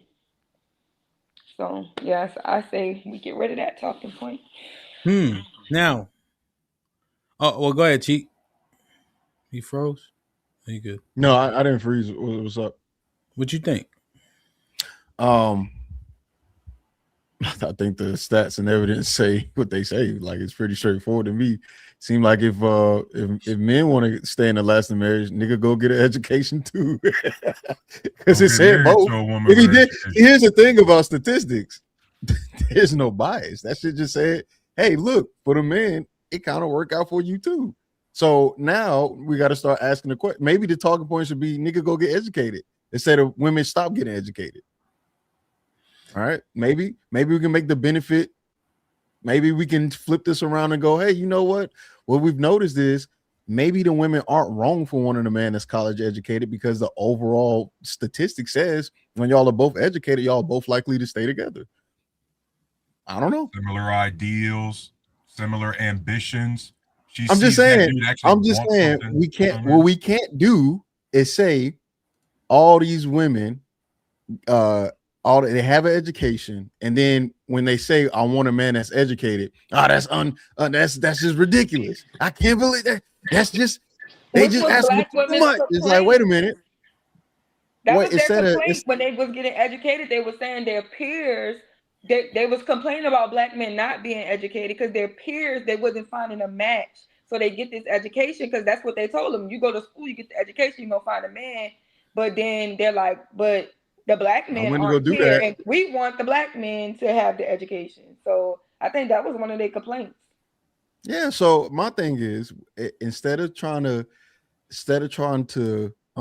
disqualify what women are looking for as qualifications, maybe looking to why, have a logical and stat-based reason, and try to adhere to that, right? Because it's for your benefit as well. So if an educated black woman says, I would like an educated black man, you shouldn't be like, you too good for men that ain't educated. Well, no, my outcomes are probably a little better if he's educated as well. And here's the statistic to prove it. And if you're a man and you want the best outcome, then go strive for that, right? Why would you ask for somebody to not do that?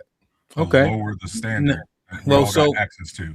Okay, so now let me just say it. So I think people misunderstand money too, and how to allocate it, what a profit and loss is, what can actually generate a return. You know, I think there's a problem with people want the job title to be prestigious, you see, and so they take a particular disposition towards people who are right, have the finance, have the resources, but don't have that cute job title like lawyer. When I know that motherfucker ain't passed the bar, that's why he's still a lawyer, right? And he'll be an attorney once he passed the bar, dickhead. But he keep calling himself a lawyer on purpose, right? But if it's a truck driver, plumber, it don't got the prestige, but he's financially in the same range. Now, are they going off just likelihood?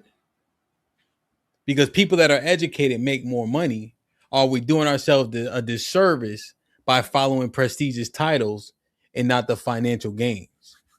So, and I think maybe this may be on your roulette, so I don't want to go deep into it. But how do we know women care about money and that's it? How do we know that's just the reason why they want somebody that's educated? What if women care about more than money? What if they care if their man is intelligent too? Okay. Right? Maybe we gotta. I don't know what's on your board, so I don't want to. But let's just see. Maybe we can find out today. Because remember, they was all sapiosexuals like a couple of years ago, right, Chief? Say what now? Wait, all the women with sapiosexuals is like connected. Yeah, no, because here's the thing about being a content creator and been doing it for some years. Some of this stuff I've already read, and some of this stuff I have live shows about. So maybe women just don't care about money as much as we think they do. Maybe there's something more to the human being, but we're just stuck. Okay, so you are making an argument that he has the money but lacks the intellect. He engage her. He doesn't stimulate her mind in the same way. Perfect example. Watch this. Okay. Give Floyd Mayweather a book From Harry Potter to read.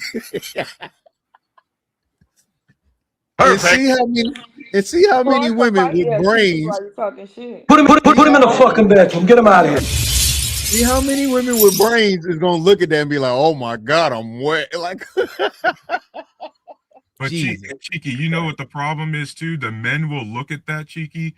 They'll go look at all these women all over Floyd, and they're like, "Well, these are the women we're supposed to stay away from anyway."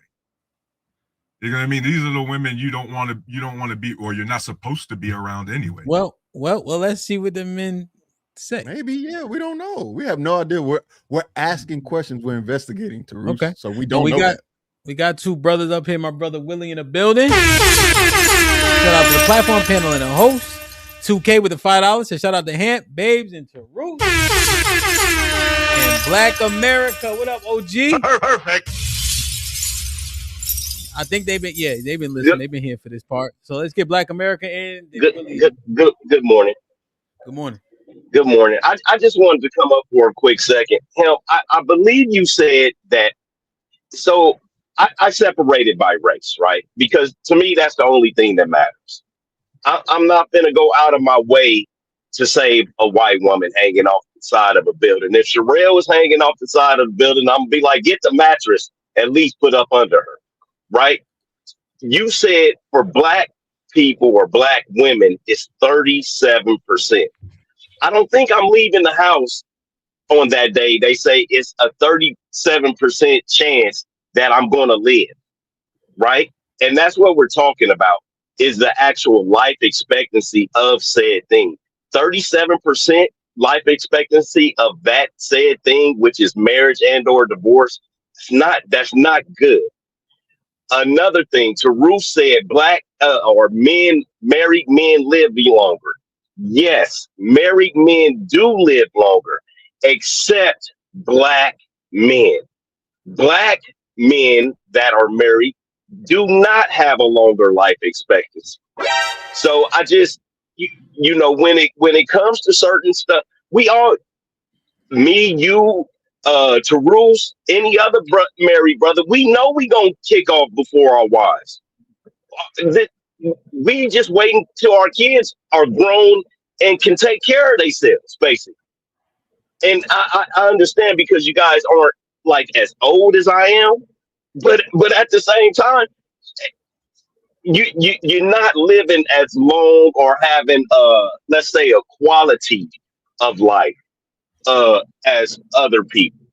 But that's all I wanted to say, HAMP. It's nothing else. Okay. All right. So what it was, Black America, before I get Willie in, is saying that 37% of those marriages last for 20 years. And the overwhelming majority of the ones that last that long, those people are educated.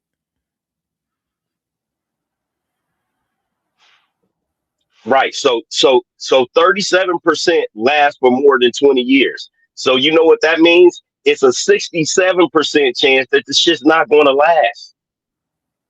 That makes your if once again, if somebody said you have a 67% chance, or whatever, over 50%, you're not leaving the house that day.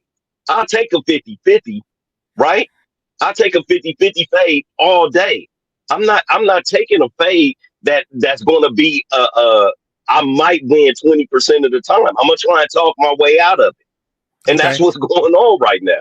100%. Now let's say you got a 2-on-2 fade. Do you pick a mixed martial artist or a fucking Kempo fighter?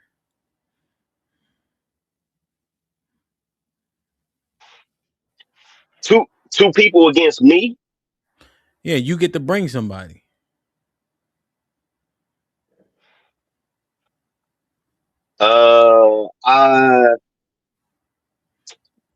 I would probably take the mixed martial artist for the utility of it, because I don't know what I'm facing. Yeah, Kempo karate ain't gonna do nothing but get your ass whooped, right? So what this is saying it's useful for children. Yeah, for like discipline and shit like that, But now this is what this is saying.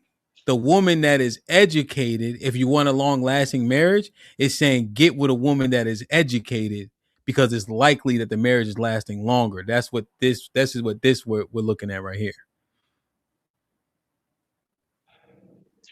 Yeah, Remember the 37%, talking bro. point?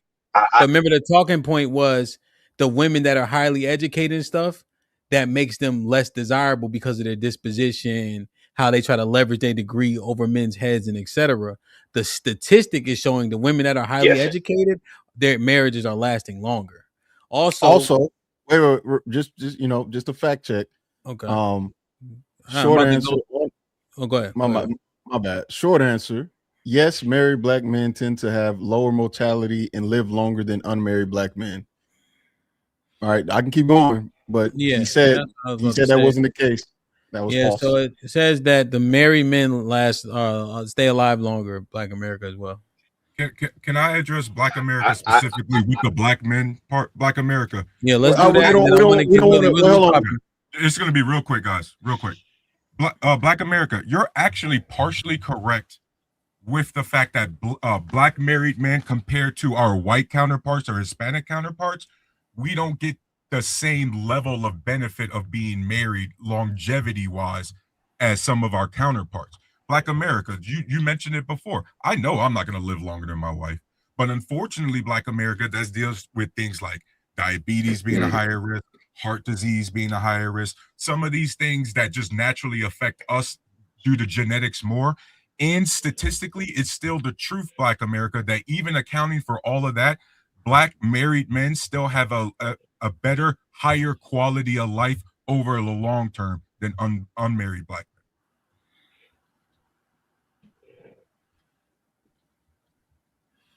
men. Okay. I mean, if you think so, if you say so, I mean, I once you get up around 33, 34, 35 years, somebody with experience like that, then you tell me what you think, right? Well, it's not what you think of, bro. I ain't there yet, but I'm getting there. You know what I mean? Right. And that's all I'm saying. It's not a huge deal, right? But it's like sometimes I don't even like to hear my women speak. I don't like. What are you even saying today? The quality of life is subjective, right? For each individual person. 18 years, we were still having fun, right? I dig it. But once that person, somebody just waiting for somebody to die at this point. You know what I mean? And that's just to keep it all the way real. That's why when men like Fantastic say, I don't want to get married again because he's having too much fun, I understand. So I dig what you're saying, though. But, that was, I just don't think 37% chance of lasting longer, because we all know what happens. If you get divorced in the first 5 years, she's not getting nothing. You get divorced after 10 years, she's getting something. If you get divorced after 20 years, she's getting everything you got. So, I mean, it's just something that you need to kind of think of. But I've never. All right, I'm going, guys. I'll see you this weekend. Help. It's a pointless conversation because you'll never know the truth. You never know. You don't like them. Huh? Well, no, it's not about me liking them. It's about me understanding come to the same realization that Sherelle has come. What's the point? What's the point in me? I gotta get him again. What's the point in me? You ever get married? Miss Fantastic, stop the diatribe, please. You ever get married again? What?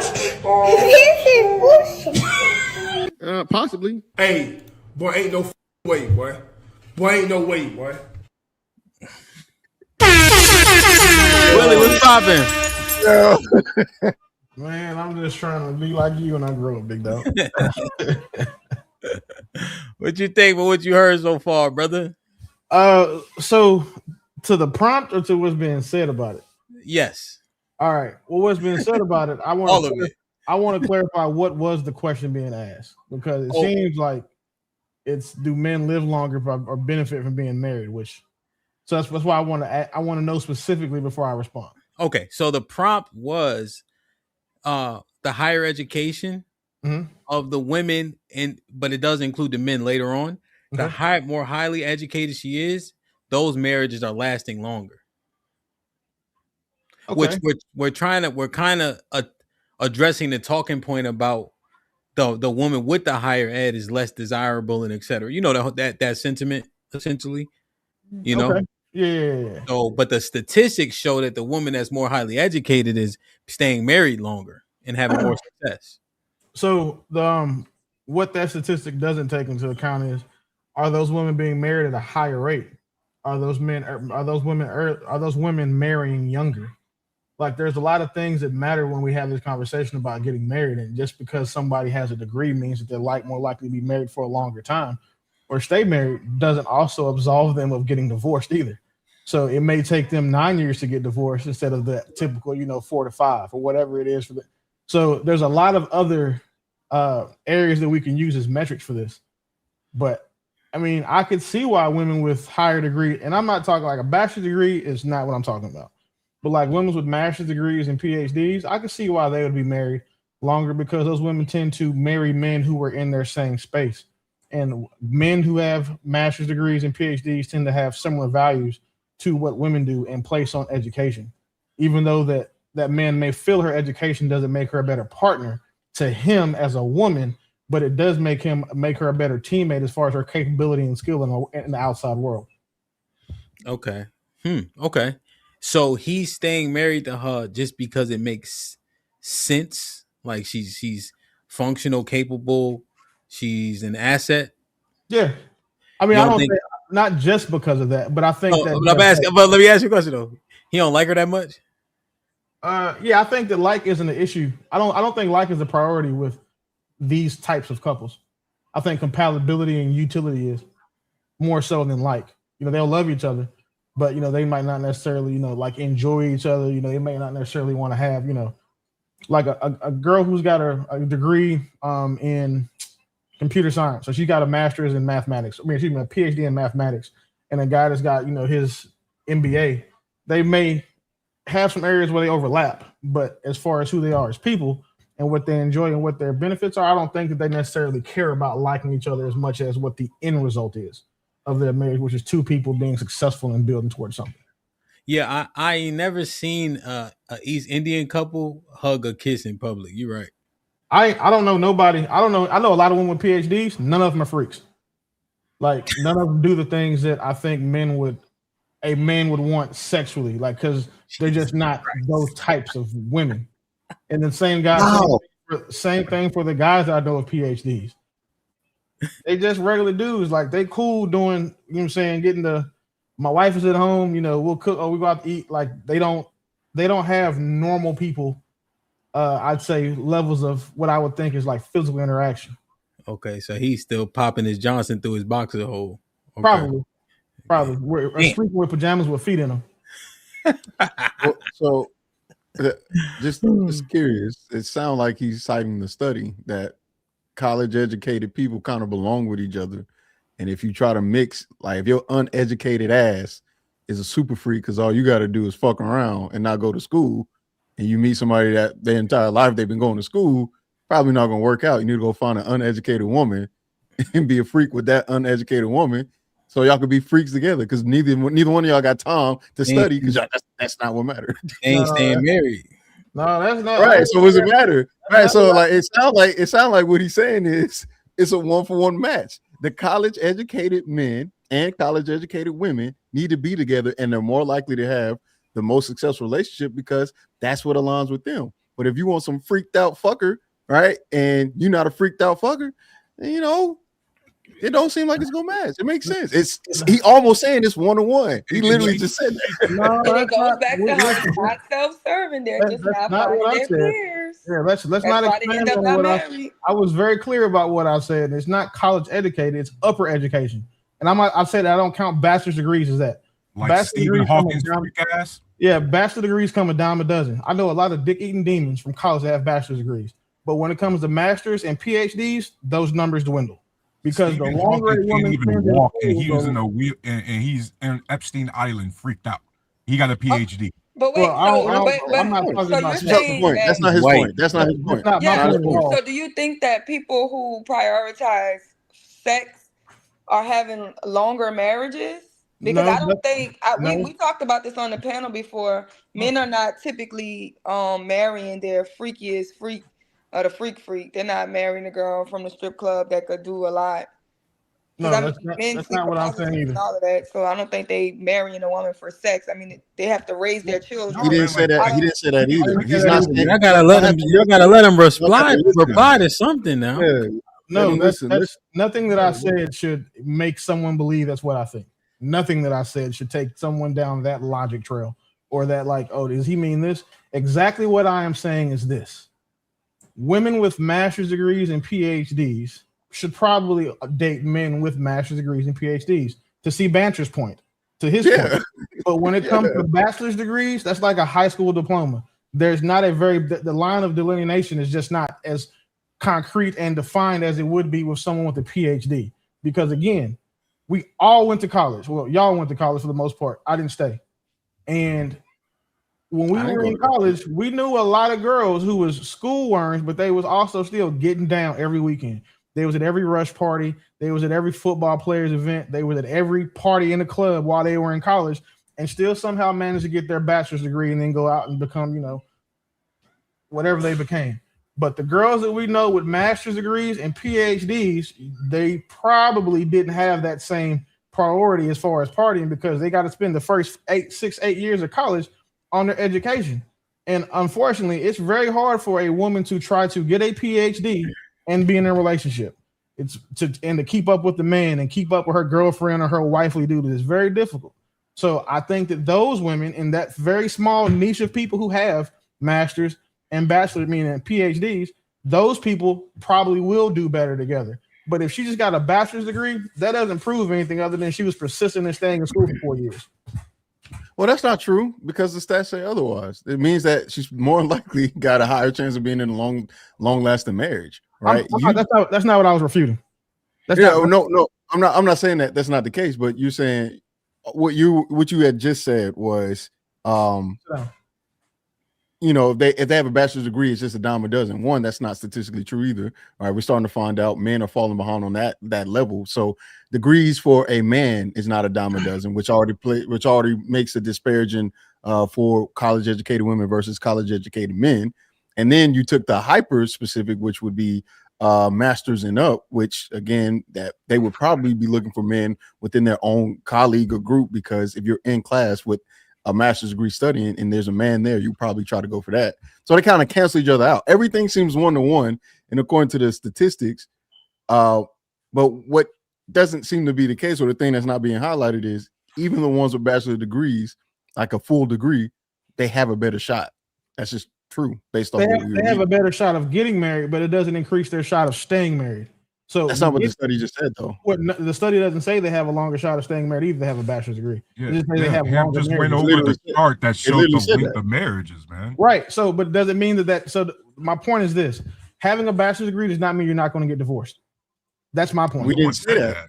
Well, nobody said it doesn't mean you're not going to get divorced. That's when I said the bachelor's degrees are a dime a dozen. That's what I was talking about. I'm not talking about men having bachelor's degrees. Everybody knows that more women go to school and have bachelor's degrees. That's not a thing. That's not. Wait, but listen. Wait. But did you miss the study where it said a man having a degree? No, I heard you guys cite it. I didn't miss anything. I heard you guys cite it, but I haven't. I'm not reading. I'm talking about from this personal experience. As far as you're not speaking on facts. You're speaking on anecdotal. Well, nobody's speaking on facts. He's speaking on a study that we have to verify. So if I want to accept your premise is true, that's one thing. But what I am simply saying is that when I say a bachelor's degree is a dime a dozen, is that it does not mean that woman is going to be a better partner to a man who does not prioritize women with degrees. And the majority of men do not prioritize a woman's education as making her a better partner. Okay, so just to confirm, you're using anecdotal and we're using a peer-reviewed study, right? Well, no, maybe I'm using it's anecdotal to me. Using a personal experience. Okay. Right. But you guys are saying that you're citing a study that's been peer reviewed. I'm not aware of this study. I haven't done a review of it. So if that's the premise you want to have the conversation on, and we've all decided that we're going to accept these studies as being accurate, then we can have that conversation. But I would have to. He wasn't here when we read over the article. Was you watching for that? No, part? I wasn't. I've been up here for. Okay. Because when the first part, Willie. Okay, that's what we're saying. Okay, gotcha. That's what we're trying to. Yeah, because all right. So on the first part, you missed that part. Okay. Yeah, when you had mentioned the whole, did it account for the age, like whether it was older or younger? that study that HAMP went over, that we all went over, did account for that. You know what I mean? So we're speaking on everything that we just read already. We thought maybe you. Yeah. So So Willie, it counted for and the highest it goes is 44 years old. So more of a tangible data set. And then it's from Pew Research, which most people deem credible. And based on what we read, it put the Asians, and then it had different categories for ethnicities as well. So it break down seemingly pretty solid. So I accept it. So we're kind of building our conversation off the article itself. So that's fair. And if you accept it, I know I hold you in pretty high esteem as far as being able to actually ingest data and also interpret it correctly. So if you take it as truth, that's fine.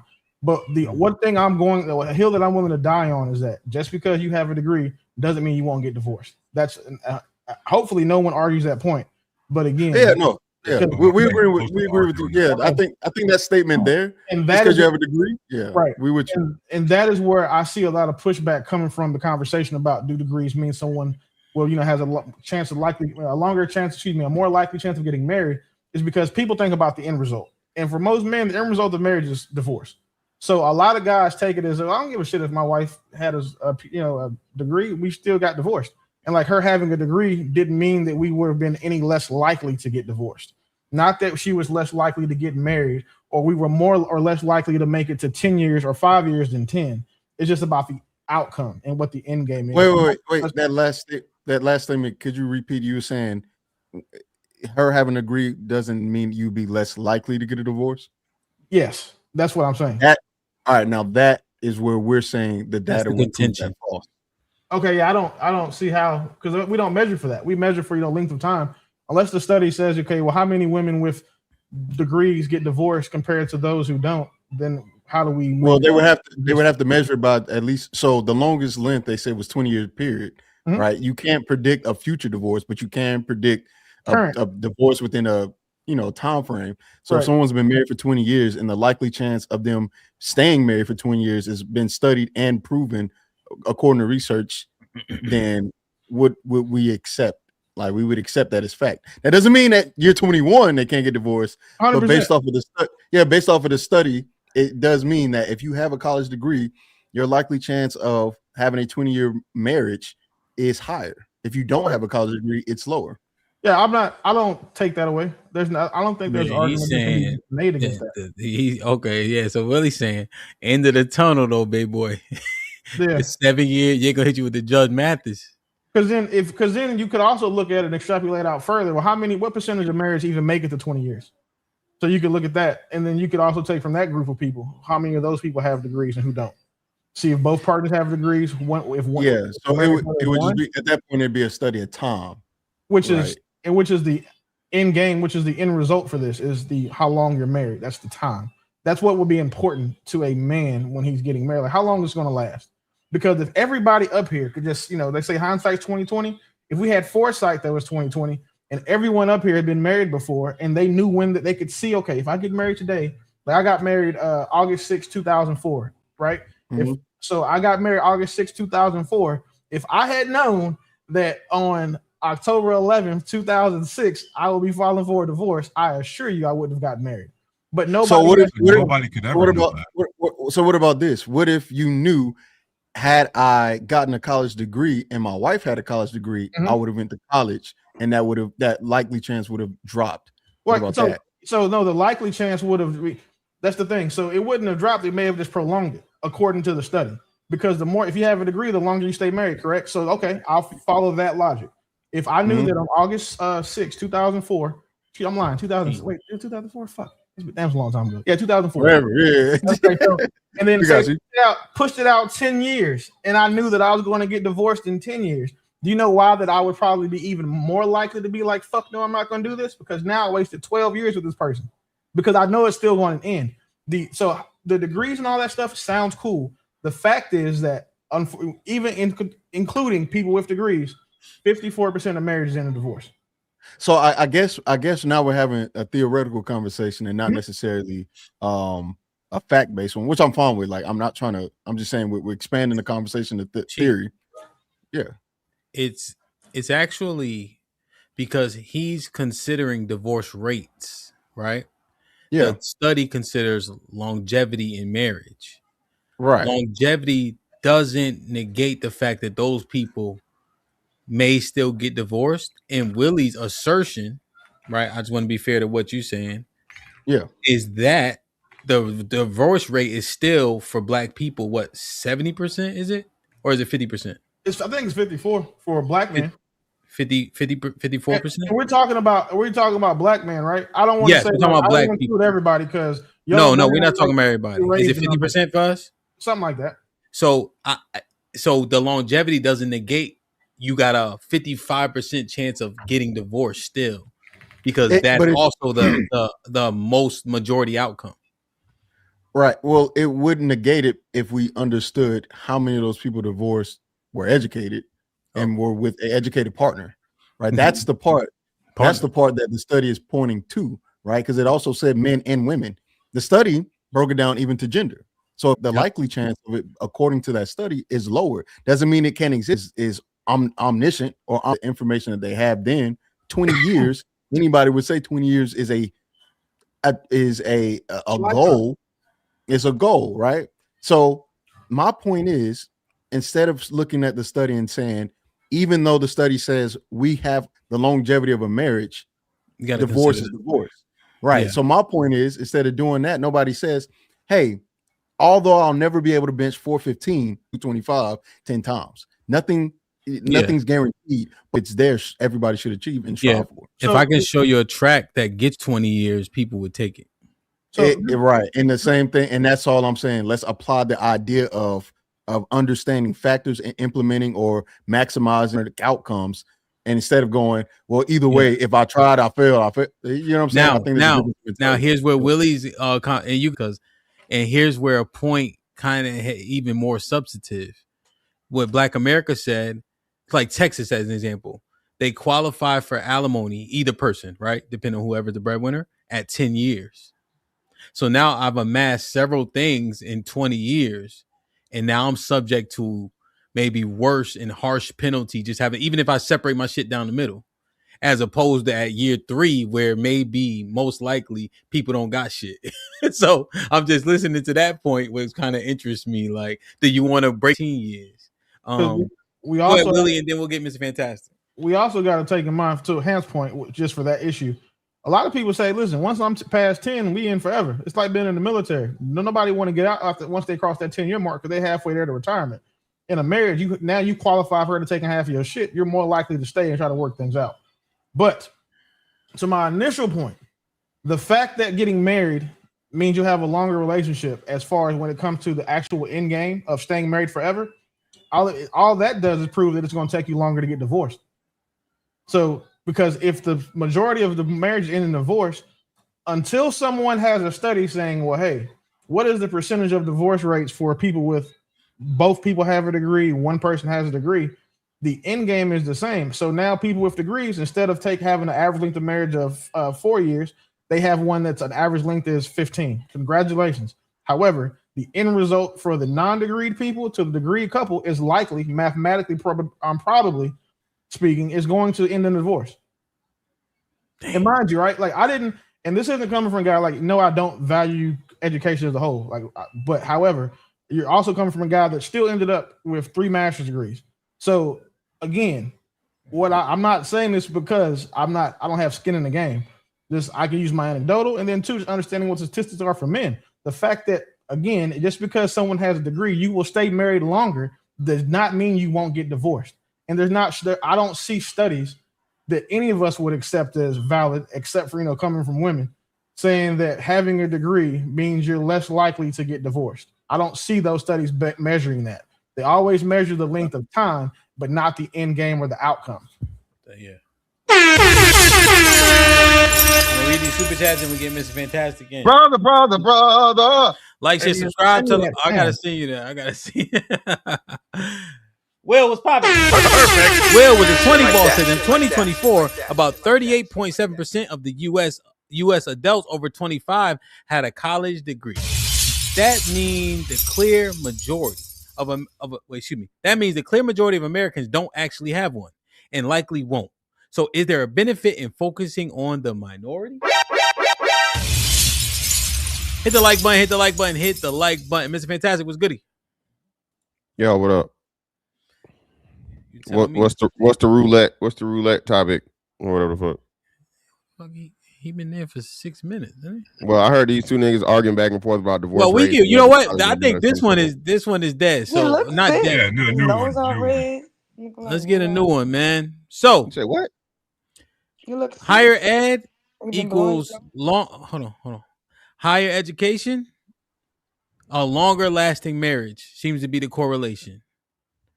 Most people make the assumption that if it lasted longer, it was better, or overall more purposeful, whatever the proper verbiage is. Based on the study, I ain't even talking to you no more. I'm laying it out so we can vote.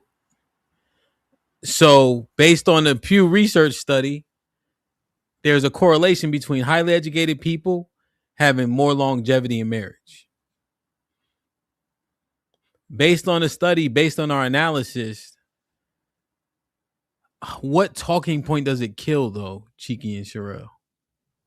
Oh, the undesirability of the educated woman?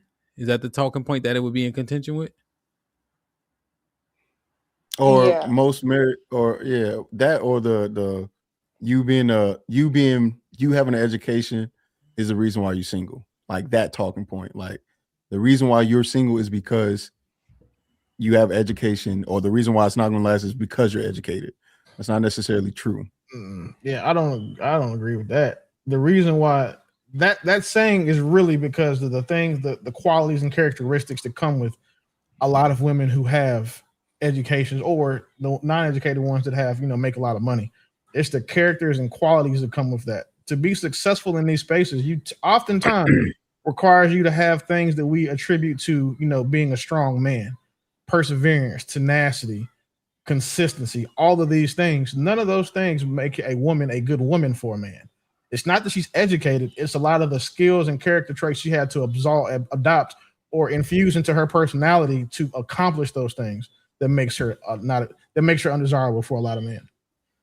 Right. So if that's the case, that's not articulated. That's the issue. Like they associate degree with the reason why, and not the person itself. That's that's fair. Isn't that fair though? Because it's to say, if you know that, because if the majority of people who get college degrees have these 5 character traits, we're just for a random number.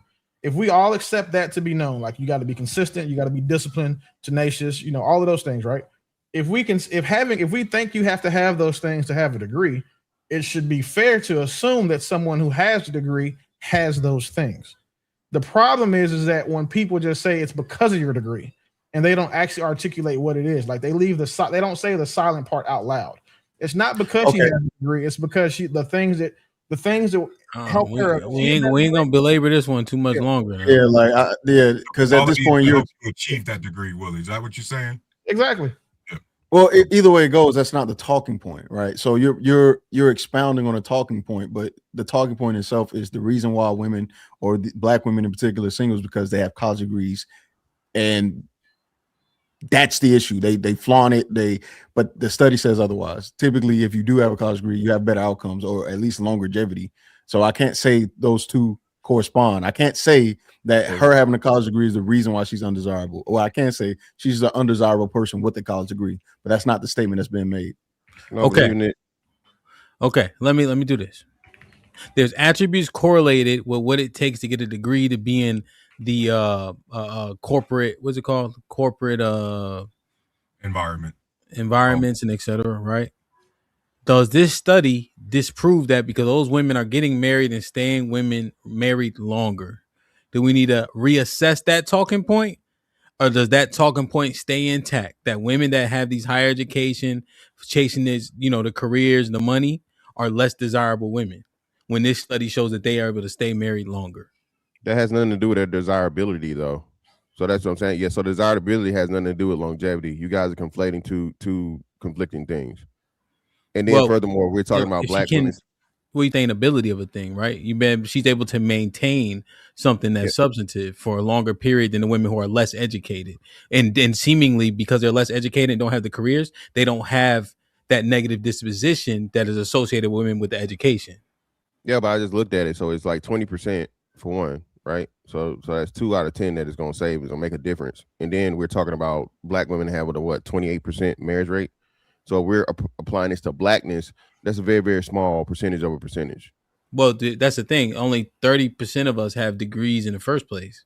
Exactly. So it's just a 40. So yeah. Assessing the potential correlation, right? We look at and when we look at other populations, we seemingly use these numbers to prove the point on the opposite side whenever it suits us. So we'll use the Asians and say they're educated, they got money, they stay married, they get married, right? So we kind of use that. So this would just be consistent when assessing this minority populace. Right. I mean, I guess if you're saying you want to scale it, I guess if we're trying to scalable, I guess you have an argument. But if we're just looking at what it is, and then the numbers being on the decline for black women specifically, and then black men only going up interracially, I mean, that kind of kills the argument. So we still remain where we're at. Yeah, I guess also the other point is the thing that correlates that we need to use, like who's the most educated, right? Stop saying that and just say what it is, right? Yeah. And I think that's what Willie was saying, or I don't know, the talking point leans to college education is undesirable in the black community because black women use education as a whipping stick or as a negative shot towards black men. So as you said yourself, it's highly likely that the woman is going to be more educated than the man across the board, right? So that knowing that stigma is out there, you know, that could have a major play in it.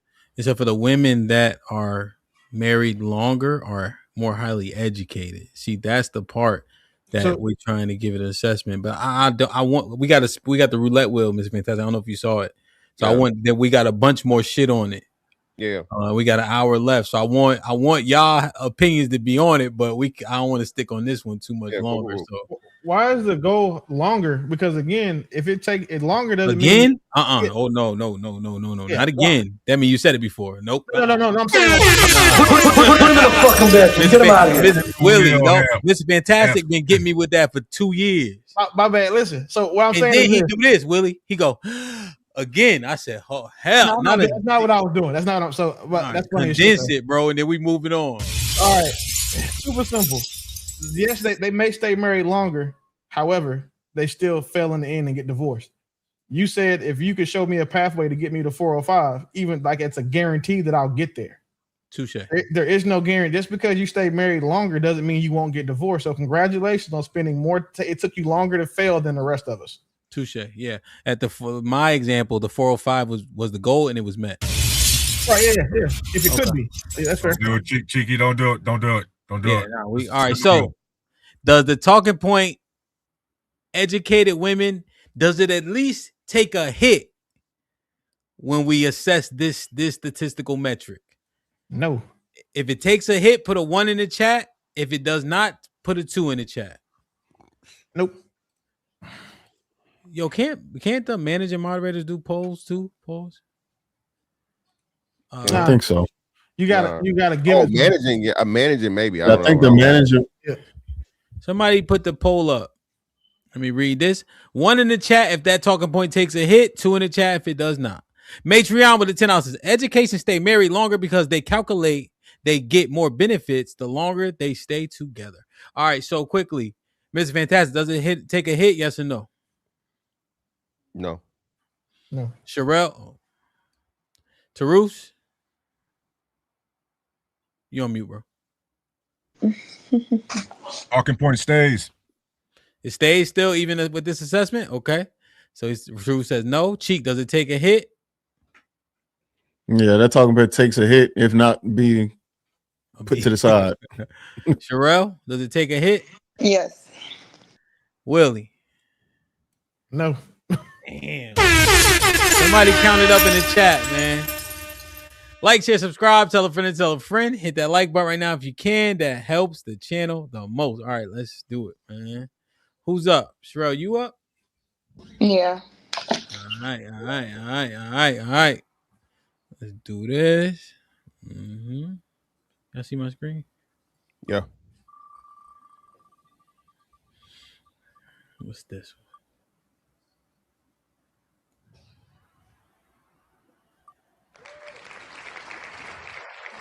one? Men are financial providers. That's a question? We don't have a thing. You have the research for this. This was your special one. Oh, okay. All right. Okay, I see what the framing is. This was this is a premise I just came up with. The provider and a protector thing, right?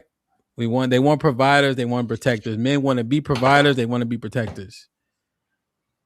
If you ain't 100% provider, you ain't a protector neither.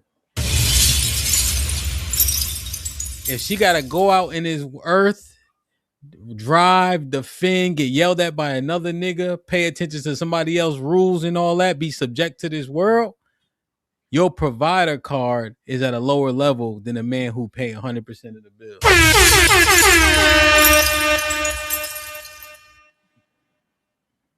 Oh, y'all ain't think of it like that. Yeah, that's definitely wild. Who going first? You. Yeah, so that's complete total bullshit. And we just stick to the stats. Like 25% of married households or partnerships is like one income households. So being at 75%, that means that of that 90% of the fucking men that are out here in relationships and married somehow aren't providers. Get the fuck out of here, bro. Protectors, bro. No, they're not protect. No, monetary provision does not equal protection. She always at work. Okay, she had that work is not a threat unless that bitch is a police officer or she out here motherfucking wrangling wild monkeys and fucking lions.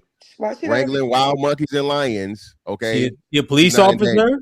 She gotta get her own gas. She gotta go to and fro from traffic. Okay, she a CNA. She wiping ass, being spit on by white old people. So what makes her different? Oh, she a trauma nurse.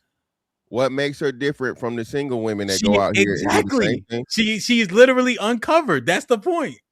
Yeah, no. So no. If you make the single woman argument, you're gonna have some trouble. The point I was making is that they're not in danger. They're not in danger because they're not. They're not in danger. What do we say? It might be 1,000 women that die per year per race or whatever. Like men die at 4 times the rate if we're talking about harm and whatever, right? So you as a man have 4 times the chance of losing your life through violence than a woman does. But it's inconsequential. What are you saying? Not inconsequential. We're talking protection, brother. Let me ask you a question. The woman that's out here by herself, right? She's uncovered by a man. Is she in more danger or less danger? Without a man in her presence? Yeah, let me ask you a question. The person who never leave the house, are they more likely to get killed? No.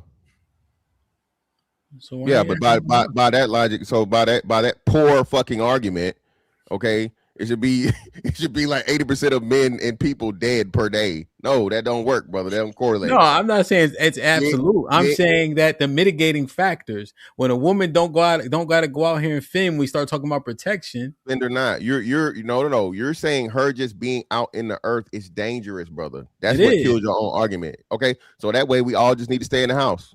Turn the motherfucking wild leaf. No, I'm not saying avoid danger. I'm simply saying the protector aspect. No. She's less protected is all I'm saying. So that means, by that logic, she never needs to leave the house. You ain't the only one that got man hands. First of all, let me just don't. You know what I mean? She never needs to leave the house for any purpose. Everything should be done for her in the house. Since your premise is outside of the house, she's in danger. Mr. Fantastic. No recreation. No leisure. Everything you need to build her a fucking castle, okay? with turrets and guns and fucking 24-hour goddamn what you call this shit, bodyguards, brother. With the moat, fantastic. Yes, with the fucking Let me ask you a question. Your lady go on girls trips, huh? Nah. I don't have one of those, but if I did, nah. Why not? Man, I know Mr. Fantastic. He better Hold not on. nobody. Let's fit this fight. Hey, why not? What you mean? Why not? Because either she getting poked or she getting licked. I mean, what are we talking about here? So you just don't want nobody to hit. It ain't for protection. No, it ain't got nothing to do with protection. People fly everywhere, every day, everywhere, B. People take trips and shit every day, B. Okay. Willie, what's up, man? Perfect. Yeah, my woman can't take girl trips either, but it's not because I'm worried about somebody running off in her. It's because I'm responsible for her, and if I don't have control over her, then I can't protect her, and I don't have that control because my presence isn't there when she's on the girls trip. So I kind of agree with his point, and this is coming from a guy that says that the ultimate flex a man will ever have is removing his woman from the workforce. Because when your woman goes to work, she's asking somebody else permission to do shit. She gives her boss her best. Like that good attitude, all that good customer service and shit, she gives the best part of her day to somebody else that's not her man. And then comes home and gives her man the leftovers. So I can't say that I would think a man who doesn't protect and completely provide for his woman can be a protector or a provider, because he's a partial. So I kind of agree with you a little bit, and I agree with his points. I don't know how else to say it. Like, if a dude's most men can't afford to pay 100% of the bills anyway. Well, let me just end off your argument with this. Yeah, I did that. All I'm saying, Miss Fantastic, is she less protected, bro. It just is what it is. That's a poor premise, brother. Because again, like I said, if you along with your provision are going to make sure that everything she gets is in the home, then brother, you 10,000% correct. But unless you have a woman that's willing to stay within the castle or at the mansion that you fucking provided her, to where she never has to be a chance of danger outside of Jesus himself coming down and taking her home, brother, you killed your own argument before we even started. Hey, whenever it's snow up north, my wife just stay home. Fuck it. Okay, cool. You out there with that bum ass snow blower and all that. You got to do the windshield. She got to drive on a half shovel roadways and all that. I'm just saying, bro. Yeah, and they survive, and most of the people that do it survive, man, or die. Life. Well, no, of course it's always or die. You only got two choices. Well, I mean, you left out the second part. I mean, I just want to. Well, no, I'm saying. I mean, I don't. Well, we have to look and see as to how. Well, I think if I was a bed man, what I was saying. I know you, Mr. When you start looking up like that, I'm thinking. That's let you don't think. So if I was a bed man, right? Especially if we talk in places like Chicago, where Chicago's a snow. They get snow and shit up there, right? If I was a bed man, and I know this because of my many years in the military, they told us people die the most in the summer years. I mean, in the summer months. Yeah, it's a fact. More people drowned. More people motherfucking somehow blow their motherfucking self up, grilling. Yeah. Motherfuckers want to do all this white boy shit. So, brother, that again, you helping me. Thanks, man. We tag team partners. That is beloved. That's not what that did. All right, hold on. In the snow, than in the motherfucking summer, brother. No, I'm just saying. I'm saying that, yo, you not home. You sick. She got a shovel. She got to do all this other shit because she got to get to work. That's all I'm saying. I got you. And again, work builds character. Okay, work builds character. Work lets me know that she values our union and she wants to contribute. White boy shit is crazy. That's what it is. All the white boy shit happening in the motherfucking summertime. Also, bungee jumping, skydiving. Well, niggas be shooting more during the summer too. So canoeing, all that shit. Shootouts. Yeah, shoot. There's a real correlation between high temperatures and violence. Yeah, for sure. For sure. Yo, the longer the winter is, the colder the summer is, if that makes sense. Yeah, just ask anybody that's been deployed before that it's hot over there. What you think, Taru?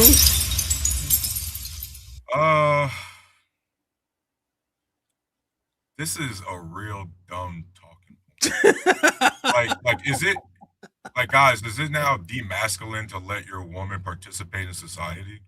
No. Like, we live in by the way, we live in America. Okay. This expensive ass country, ain't nobody doing this crap with one income. And besides the way, when you actually talk to, women who ain't all materialistic, providing and being protector goes way past finances. Agreed. Right? Like, do you provide comfort to her? Do you provide security to her? Does she feel safe around you? Mm-hmm. Right? We got to remember, bro, there's a lot of women around here who don't feel safe around the man they with. They don't even feel safe at home. You know what I mean? There's certain realities like that. Like, she already got, especially like black women, she already got to have a thick shield going out to this world. Does she actually get to take that shield off and put it at the door? Or does she got to keep it on when she's in the house too? Truth. I'm not negating what you're saying. I think that's the minority, but I know that is something having a conversation about. What I'm saying is this. If your woman got to go out in the earth and fend for you, herself, the kids, right? In these jobs, to your point, that are huge stressors, they change people's dispositions, right? She is less protected than a woman that does not have to do those things, mentally, emotionally, and physically. To your point. Yeah, I disagree with that. Why? Well, maybe you should agree, but you don't like it. Maybe that.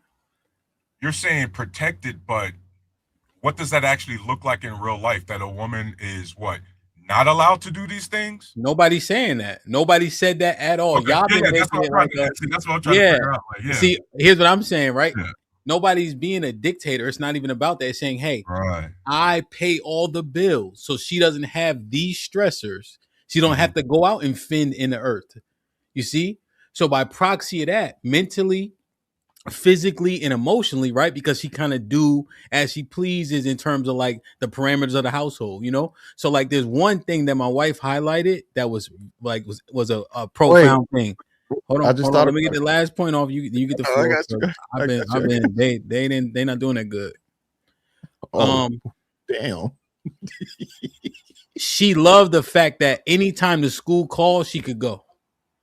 You know how much solace she finds in that? Like if the kids are sick, if they need a blanket, she could go right to the school. She don't have to pick out from somebody's job or nothing like that. So I'm saying that the protections that Tarus lined out so eloquently are covered when you're 100% provided. Right. Well, Hamp, that's the problem though. You wait, no, Tarus, before all of that, Hamp, you forgot about the problem. She can get divorced at any point. So all that protection shit don't matter. Right, because based off of what I don't know. That Willie was saying it. But what I'm saying is like if you start, this is the issue with these talking points is they at some point they just keep getting brought into what it is that you're saying, right? So now no matter what you do, which is why I can't accept the premise of if you have a college education, it doesn't improve or increase the longevity. I can't accept the premise of you're gonna get divorced this way. Because it always puts this negative or this undetermined thing that's not even completely measurable in the same sense.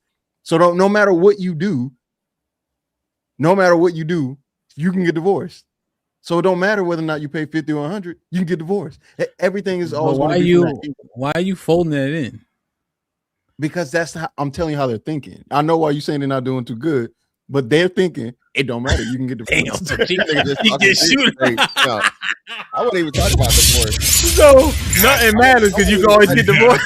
Nothing matters. I'm gonna tell you right now. When you're talking to red pill manosphere, nothing matters because you can get divorced. 20-year plus marriage, you get divorced. 25-year marriage, you can get divorced. 30-year marriage, you can divorce. Guess what? You die and go to heaven, and you find a new bitch in heaven. You can get a divorce. Can I please answer your question? Yeah, we didn't even argue that though. Like, Hamp, from that standpoint, if we're going to talk about like that sort of freedom and protection, then you have to also take into account the kind of women that want to go out there and work. Right? Because like being, like you said, like your wife said, like being able to just go to the school if something happens, right? also what's also true, Hamp, is that you're in that position too, right? I'm in that position, right? Because like, you know, I tell y'all all the time, you know, PTSD, combat vet, permanent total, right? So what I look like having my wife be staying at home all day if I'm home all day. So if somebody needs an emergency, I can go out. You get what I mean? And she's the kind who also is more career oriented anyway. So for her, that might be what she wants to do. Okay. Yeah, and again, right? When you're doing something at will, you know, then it's not need based. It feels different, right? The stress factor on you is different. The emotional impact is different. At any point, I can walk off. That's a different ball game. You ever see somebody when it's their last day on the job? You might as well just give them severance pay. Ain't no need for you to come in here, right? They don't give a fuck about nothing. So just imagine somebody's disposition, because you brought up physical, mental, and emotional protection. And that's what that provides when you're doing something at will, as opposed to a need. And now you got the stressors of what bill's gonna pay if I do or don't come to work that day. So that I'm just articulating. And again, it's not. Sorry, go ahead. What do you think about that? Say, like, what would your answer be post? Would your answer still be the same, like, say, 1950s, 1960s? What you mean?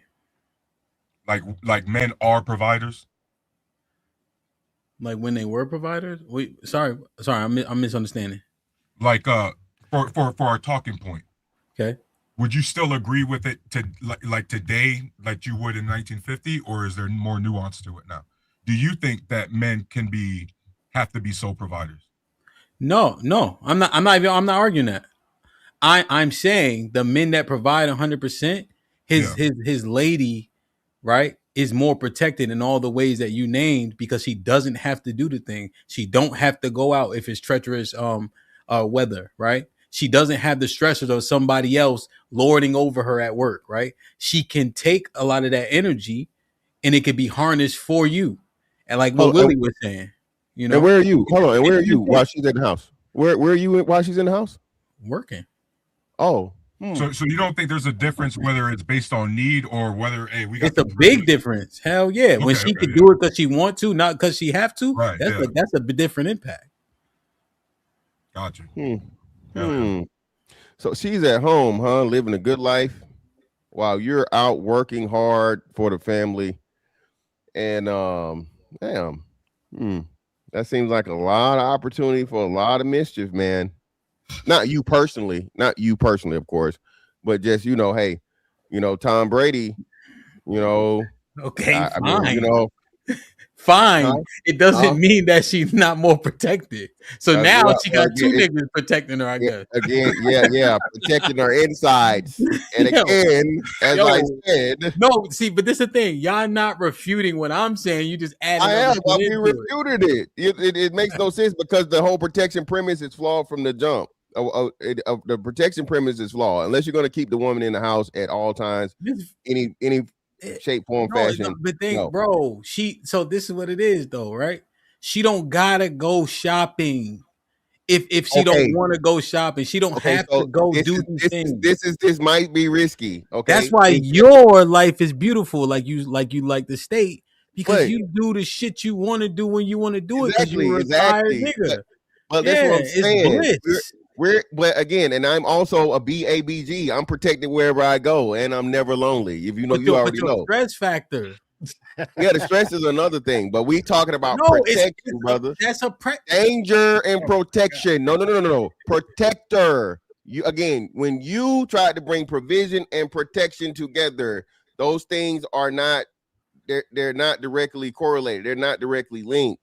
You can be the poorest mother. Hey, you finna go. Hold on. Let me destroy your premise even further. If you see a random motherfucking homeless man, okay, he's yelling profanities and shit in the street, are you gonna fight that man? What street? My street? Any street. Yes, if it's my street, I'm gonna check him for sure. Okay, well, random street then. You walking down the random street. There was a white man on my block, and I'm like, "Why are you here?" There's no white. I got you, but a random motherfucking man is yelling fucking profanities. And nobody's there, and he's talking to somebody. That's the most protected motherfucker in the world because he a crazy homeless motherfucker with nothing to lose and nobody's gonna fuck with him. I think what's happening here is he defines protection as protection from danger. You're including stresses at work, the drama. No, this nigga, no, Willie, this nigga tried to fix it. And the first thing was dangers in the earth. He said, "Oh, this." I think that he included that. Added in the context once he started motherfucking. But to his point, though, a woman is more protected if her man has the ability to protect, provide for her. Because he protects her from all of those things of her having to go provide and contribute to the household financially. So she is more protected. I don't believe that anybody will ever be 100% protected in its totality. Because like you said, if she has to leave the house, you're twice as likely to leave the house when you get struck by lightning leaving the house you are sitting inside it, to your point. So I hear you. But a man who can take his woman out of the workforce definitely protects her more than a man that can't. Yeah, and the thing is, right, literally, even in the chat, people are like just conflating a whole bunch of ideas they having in their head. I'm saying strictly, she's protected to all these facets, right? Because she does not have to do these things. That's what I'm saying. That's what I'm saying when we talk about protection. And to emphasize it, you're saying there's a difference between needing to stay at home versus I get to stay at home or I could go out there and get it. Right? Yeah, the option, right? Yeah, the option. The option is the thing, right? And she does not have to do these things hella high water. I see a motherfucker, I seen this on Instagram, but they said John went to work. John was terminally ill with cancer. John died. They had a cake for John, and Jim was in his position the next day.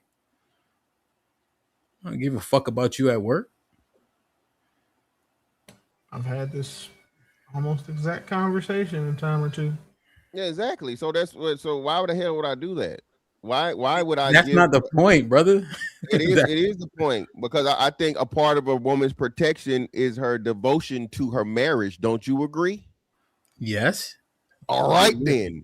So she needs something to stay fucking occupied.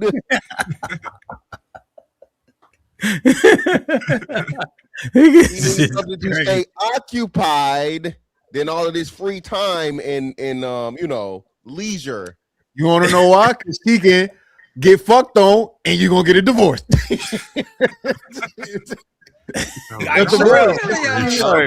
Terrell, what you think, man? The wives who have 100% providers are safer, but nobody can protect somebody from 100% danger unless you put her in your pocket. But then again, people could just do you too, right? So they have people that get caught up with the dude. So it's like you're not invincible. So protection always gonna have some type of clause in it, but it's unrealistic to think that all men are going to be 100% providers. This is not how the world works. Yeah, 100%. Nor did I say Fantastic don't work, but he trying to send a woman to work, and he's just ridiculous. But we know he never getting married, even though he lied the other show. I never said I was. It's impossible. Yeah,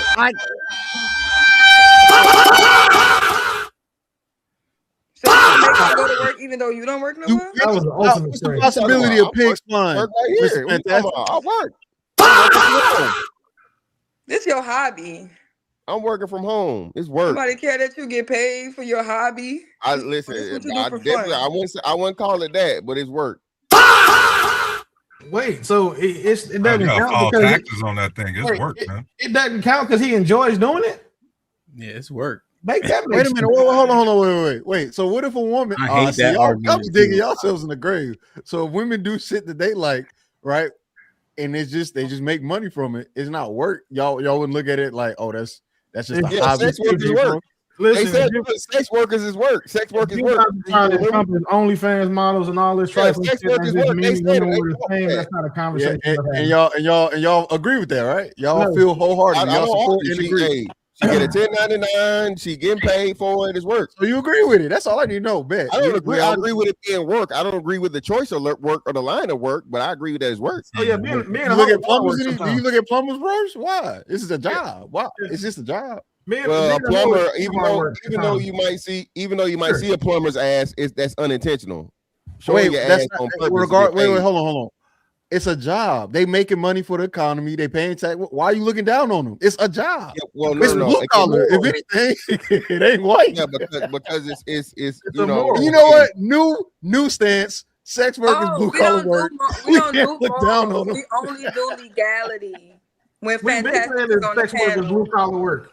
That ain't new. Listen, I just said, listen. Wait, then don't look down on the blue collar workers. It's still immoral. Some blue collar workers. We need to uplift the blue collar workers. Okay, no, listen, that's not blue collar. That's white collar. If you look at any of my that ain't white media, collar work, my boy.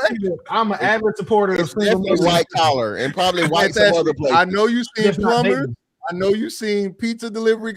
They all part of the work. Yeah, it's crazy, Willie. They ain't do this much derailing for the other ones.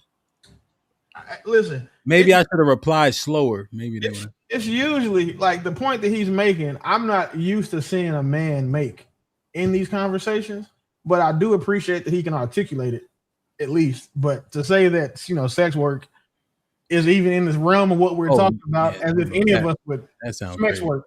My bad. Nah, that's that. No, you good. You good. If any of us would date one of those women long term, protect and provide for any of them. Like it's just that's probably if they bad enough. One of y'all niggas is going. It's okay though. I don't think any of us up here would go for that.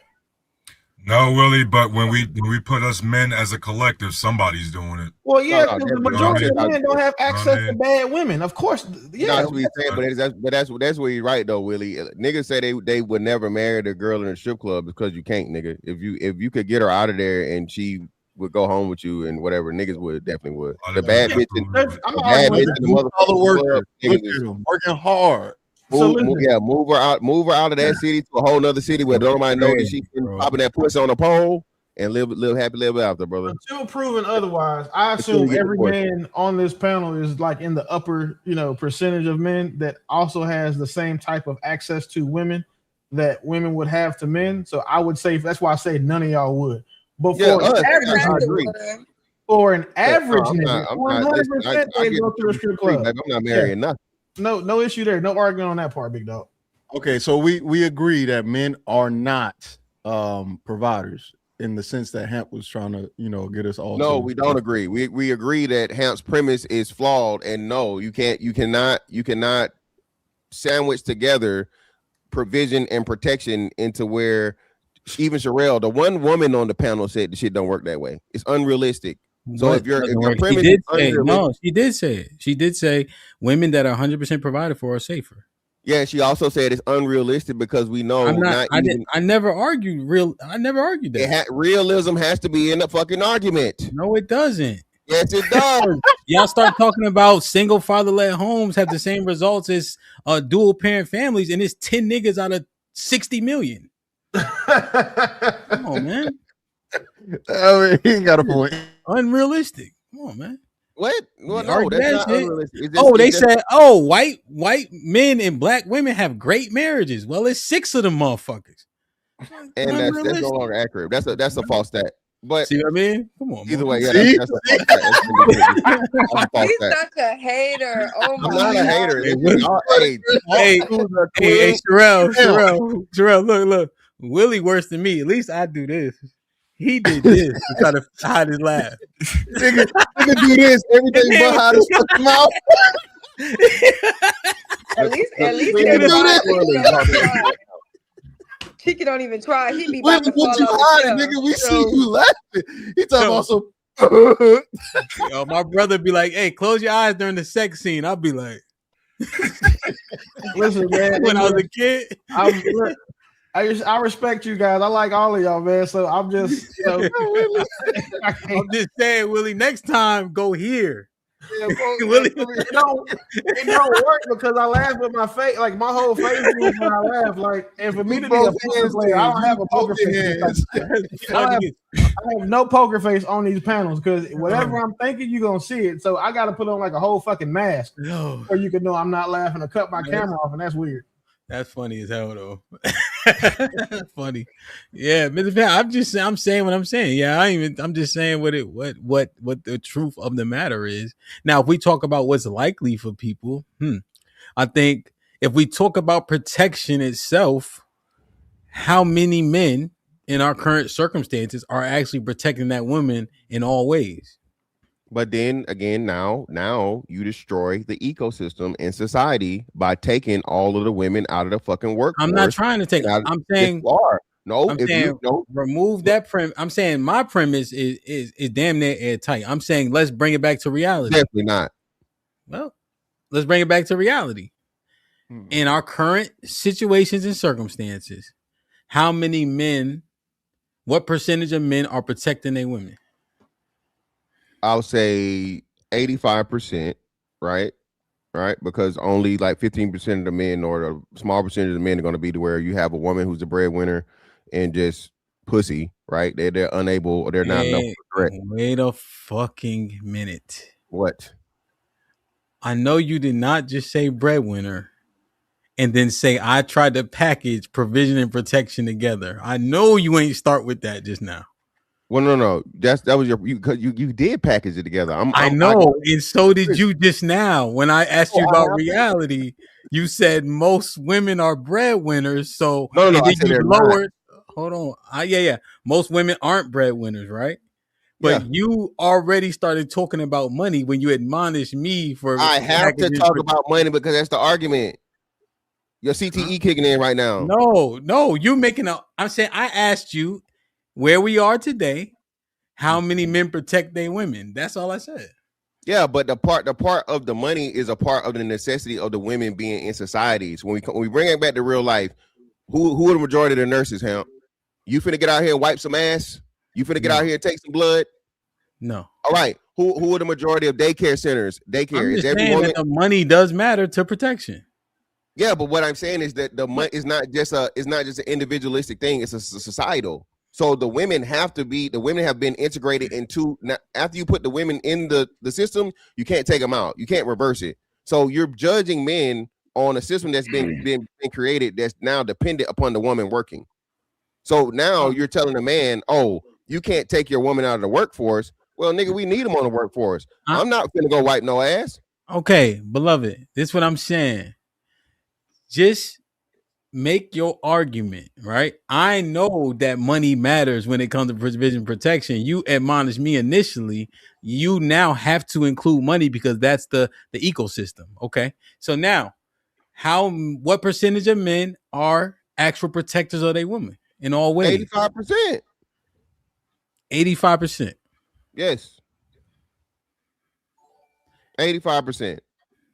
But men that are able to in the worst case scenario run downstairs and see what the fucking rumbling is, die or get beat the fuck up if need to or kill.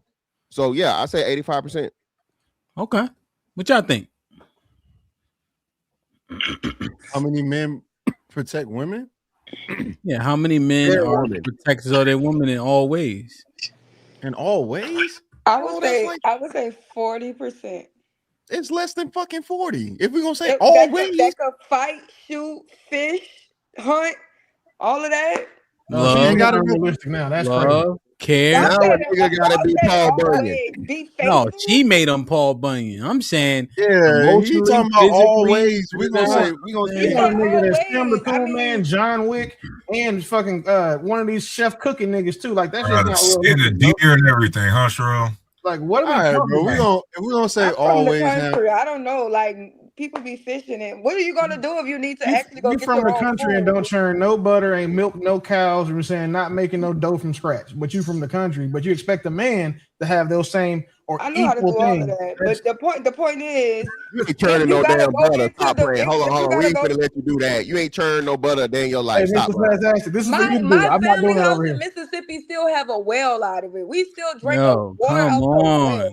Come on, y'all. But like you don't get credit for choosing to stay in the 18th century. That's not like a bonus point for y'all. Like okay, well then y'all can't do it. Y'all he said always. Yeah, but you start talking about building trees, bro. I'm saying, always y'all talking about. I'm saying, like what Like how many of us? I said fish, So let's shoot, and hunt. assess. Okay, well let's assess. We got physical. Y'all Do can't you fight think like most that. of We can our fight. Do you think most of our women come to us for emotional support, guidance, shit like that? Hell no. Do you think we help them stabilize mentally? No, y'all Because suck we at learned that. this from the ladies that their baseline is chaotic. The ladies said that. Yeah, I And think. whatever other gay fucking protection we supposed to have. No, I don't. I think because women be wanting to vent and y'all be wanting to solve A problems. protection. Yeah, whatever. Listening is protection. Man, hey, look, I'm gonna answer this. I think the majority of y'all can't be faithful, and that always hurt women. So what? Okay, 50-50 then. Hey, can we just define what protection is real quick for the panel so we can not have all the you protecting her emotions, but you out there sleeping around with other women. That just means that he won't get caught. If that's the case, under your logic, if he wants to protect her emotions, he just doesn't get caught. So that's how that doesn't make sense. So can we protect? Can we just define what protection means and then answer the question? Because the shit she just said, I don't think any of us men believe that's required to protect. But I gotta know where to put a joist and trusses, or how far electrical sockets got to be from each other, because I can't build a house from scratch. Outside of Legos is ridiculous. I never said build a house, but Civilized society, so we have all the amenities that we have access to. So those aren't going away. Yeah, so it's basic protection, emotional stability within the house. Like there's a lot of ways to protect and provide. HAMP, I talked about that like a few minutes with you ago. I said two things, There's and y'all said a different lot. ways to still be a protector and a provider that isn't just based on finances. Right? And the problem is that, not the problem, the issue is that it's always been that way. Women have always wanted us to do more than just provide financially. They give us 5. Oh, what? What? Well, give us 5. Like a baseline of 5 things. That's overall protection. Go ahead, HAMP. This your premise. No, it's not. No, it's not. My premise, I already built mine. His premise already expounded on. He's just saying, based off of what we're saying, since we're disagreeing with the premise, or whoever disagreeing, I was in and out the call. Okay. But if we are saying men are not the providers, right? The question that he's asking is, how many percent? What's the percentage of men that are actually providing in this holistic or total way, right? That means emotionally caring, that means financially caring, that means physically if it come down to it, and then that means spiritually if you have to lead your woman in that way. How many men? Now we got a definition. All 40 wait. Let me finish and then you go. How many men, percentage-wise, fulfill all 4 of these categories? Right? Mentally, physically, emotionally, spiritually, financially. That's yeah. Let's say I'm looking for an 80%. Let's do it like that, right? I say 51% of men can do all 5. Hey, y'all know I keep a high standard, but I love my guys, man. I think it's 60% of us out here pull that off, bro. Yeah, I say 51 just because that's the majority. I'll say the majority of men can do this. However, I would think that accounts for the large amount of women who say they don't have men that do it. But again, no disrespect to the women who don't have this experience, but a lot of y'all not worth that protection anyway. So the women who are worth it get it. I don't see good women having these conversations. I don't see good women, good wifely women that are of the opinion that men in large can't protect and provide for them. So I only see that from the subset of women that men don't want. We may fuck some of them, but we're not trying to marry that group of women in large. I think the number is definitely 60%, Cheryl. And HAMP, I just think we have a dysfunctional society that artificially lowers that number. But in actuality, it's high. I'm sticking to my 40. What's up with that 40, homie? 40. I'll probably 60. Willie said 51. All 5 of them, I say about 40, 30, 35, 40. All 5. 60. All 5, bro. That's a lot. I don't know if y'all realize how much it really is. That's a lot. No, I'm saying 80%. 80%. If y'all look at the averages we have, if the average that we all gave is probably gonna get us to around 51%. Just want to throw that out there. Sure, let's do that. Well, I'll do the math on it. So Sherelle say 40, Taru say 60, 40 plus 60. You say 51, right? Mm-hmm. All right, 51. 60 and 80.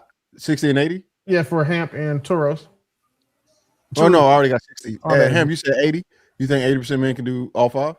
No. Okay, we on the same page. I'm like, I don't think he think that. Fantastic. What's the percentage of men you think are able to fulfill all 5 of those requirements at an 80% click? So you said the 5 would be what? It'll be physical, mental, financially, emotional, and spiritually.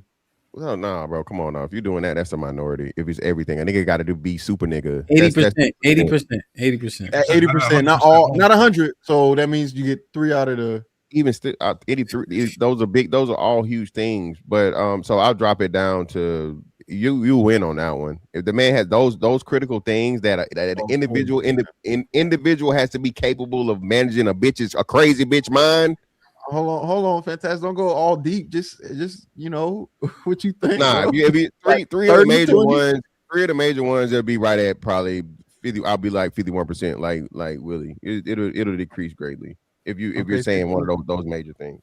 How y'all letting him get away with not saying his percentage? He about to say it now. We getting to him. Yeah, I say like 20%. Mention. Yeah, that shit low. That shit low. Should I add him? And then we divide it up by 6. I thought it was. Add them up and see where we at. 40, hold on, wait, hold on. We divided up by 6. It's 37%, bro. This shit cooked. Yeah, because that's it. So it was close to how's your face? Number 35. And again, everything. The gotta be super. All the bitch gotta do is lift her leg up. Well, no, we can do all this shit. Hold on. Lift her leg up. Hold on. We could. All right, let's flip it. So 37% for the men, right? Women, right? It's about 40 at least. Yeah. Okay, let's go 40. Okay, fair. That's easier, right? We can remember that. Mm-hmm. All right, let's flip it, right? The women in those same ways, right? What is it though? Is it like supportive in those roles essentially, or supportive in those things with that man? Supportive. You gotta take out finances and physical. No, you ain't got to take out physical because she got to be fine. No. Oh, No, you gotta take that out. So take the physical out. You don't take it out. Because the thing is how she moving the earth can cause a whole lot of shit. I think that's more of a respectful thing, man. Like, is she respectful? Is she supportive? Is she nurturing? How does she show up in the earth? What's her count? Oh, sorry. All right. What are the categories? Nah, I feel you, but yeah, that's one. That we have to find a replacement for those two. Those would be the only two that's seen as masculine. So provision and protection. That would be emotional, man. So just put her under respectful. Is she respectful? And is she? What's the word for like hard to access? Because none of us want a bitch that everybody can get with. So what's that word? Oh, well, no, fuck that. No, fuck that. She's willing. She's not fuck loyalty. She's willing to get that pussy up consistently. That's major. You mean sexual? Yeah, well, with her husband, of course, because sexless marriages is a growing thing. What out of 5? What are the 5? Respectful. Okay. Sexual. He said giving that pussy up, so that's 2. Sexual, mental, not driving you fucking crazy. And what was the other 2? What was the other 2 for the men? Because remember we kept the same 3. So whatever the other 3 were for the men. Spiritual. And what was the last one? Mental. It was mental, emotional, spiritual, physically, and emotional when y'all missing. Yeah, but emotional, we got to combine that one with mental. Emotional and mental is the same.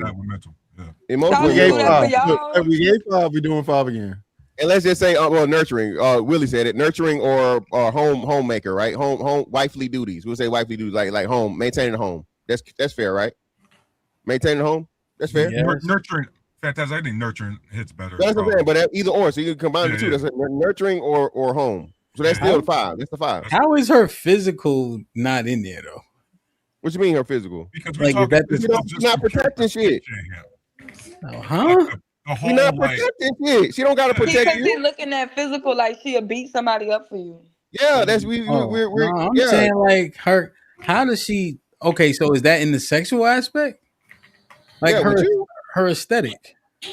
Yeah, with you. That's the part. That's a part of. Well, clearly, I hope you're not motherfucking marrying fucking Flavor Flav Jr. But that's what I'm saying. No, we saying the willingness of her Flavor to. Flav Jr. don't need love. No, because that's a man, and that's gay. All right, gay men don't need love. It's okay to be gay. It's okay to be gay. Y'all homophobic, fatphobic, Brotherfuckers out of here. No. Uncle Phil, the brotherfuckers up out of here. So,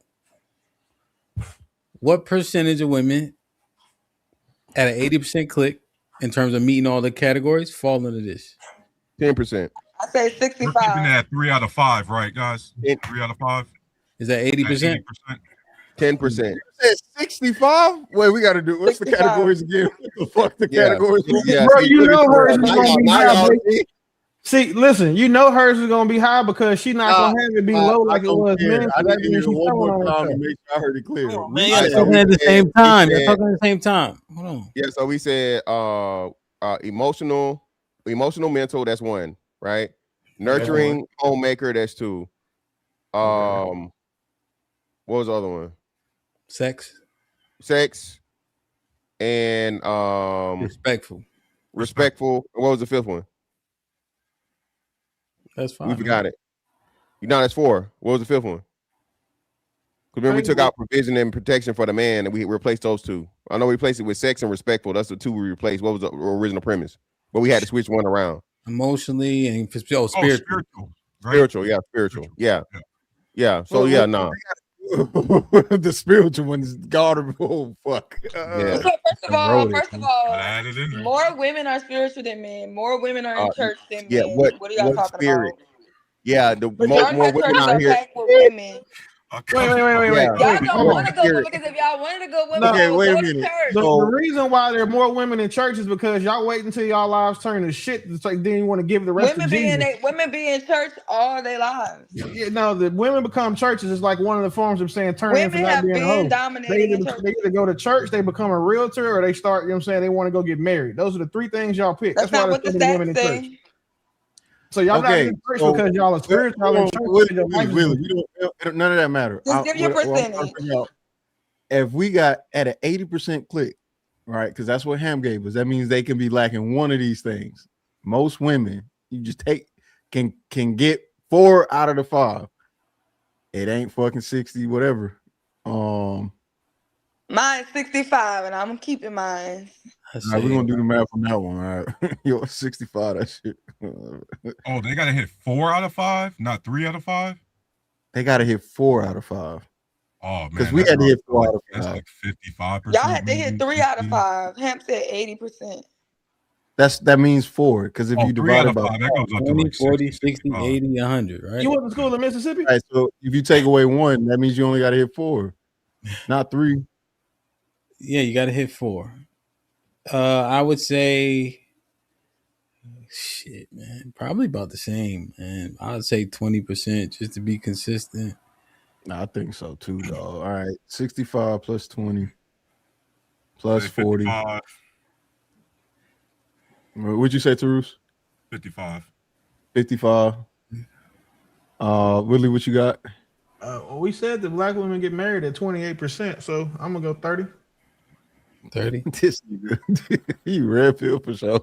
Fantastic. 10%. God damn. Listen, we know he's a manist, okay? So we expected that from you. What's a man? Manimist, like a feminist. Who made this shit up now? Like, what are we doing? Like, are you upset? Just let us be free.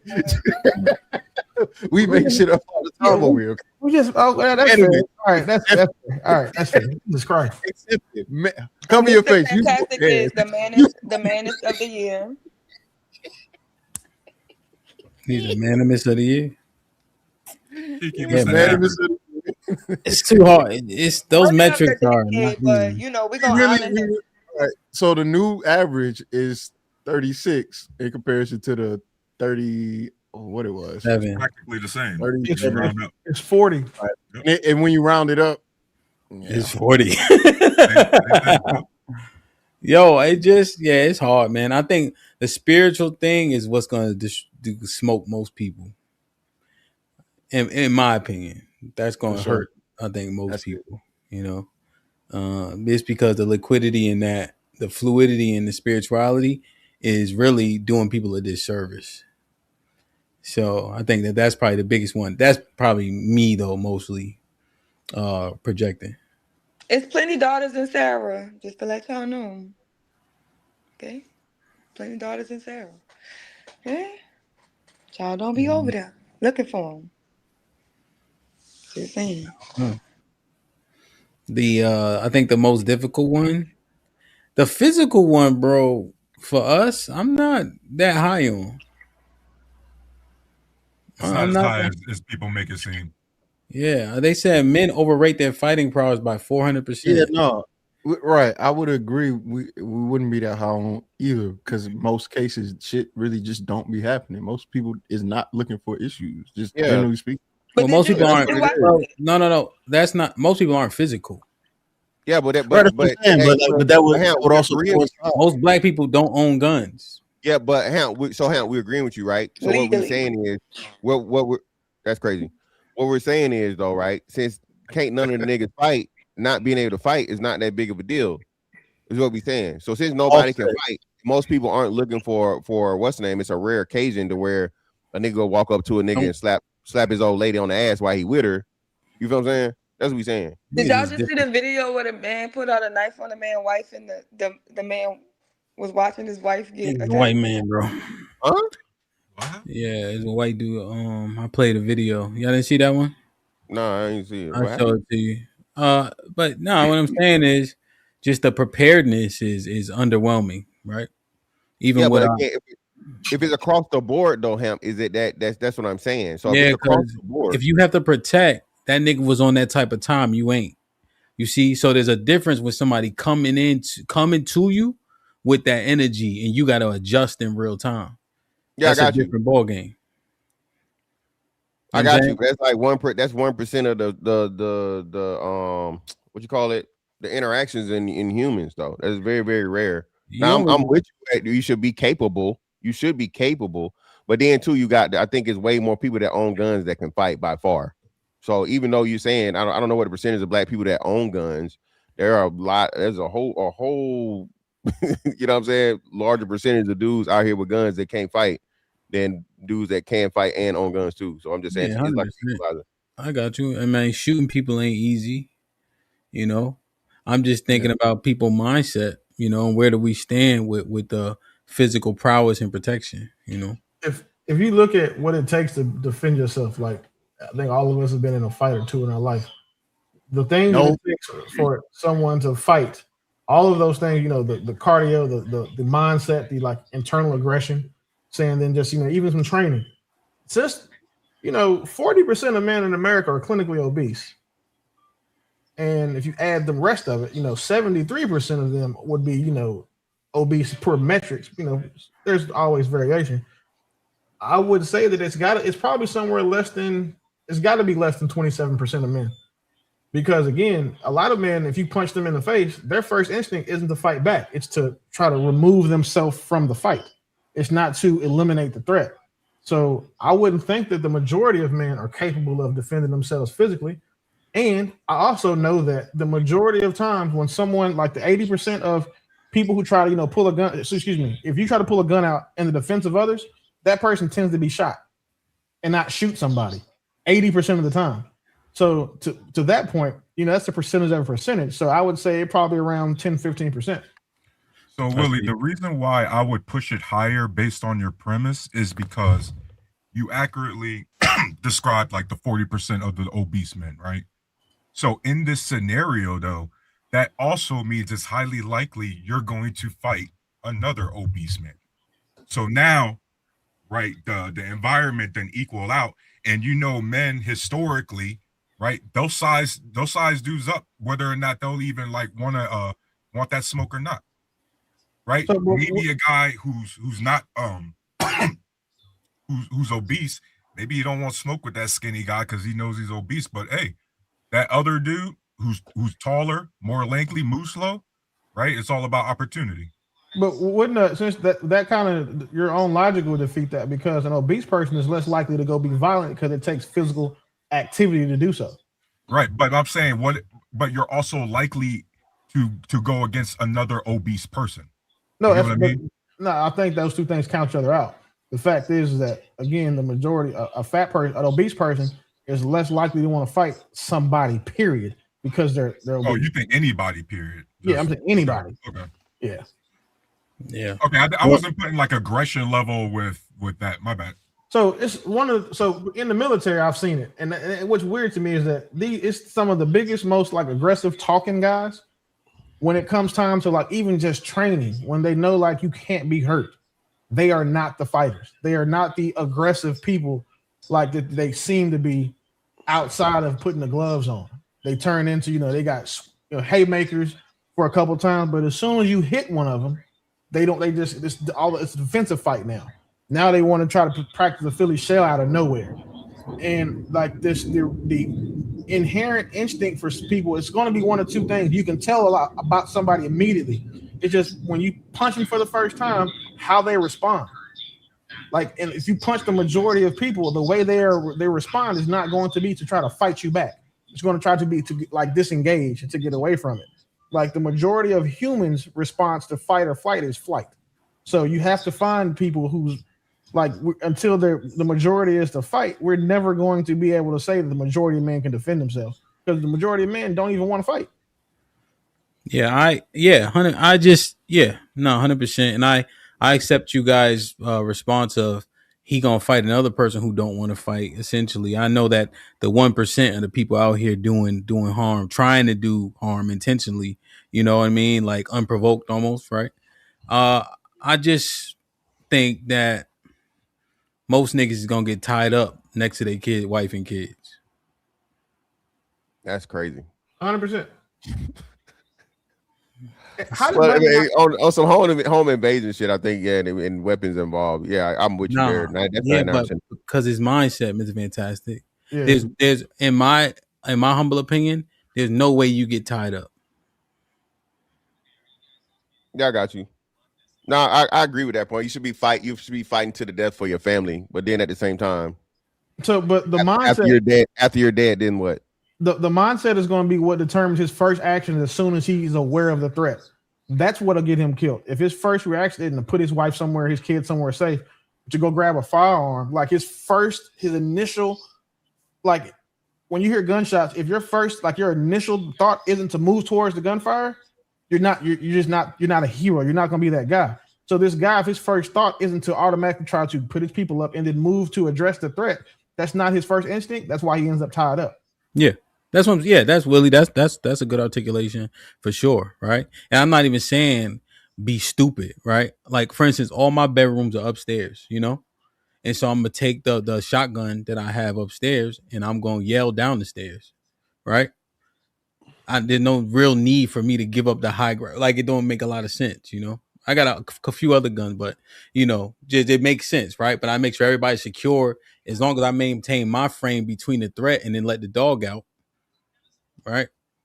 that's what I'm gonna do, but and I'm not getting tied up. Like, you know what I mean? Like that's just not gonna happen. Even if they get the jump on me, I'm not getting tied up.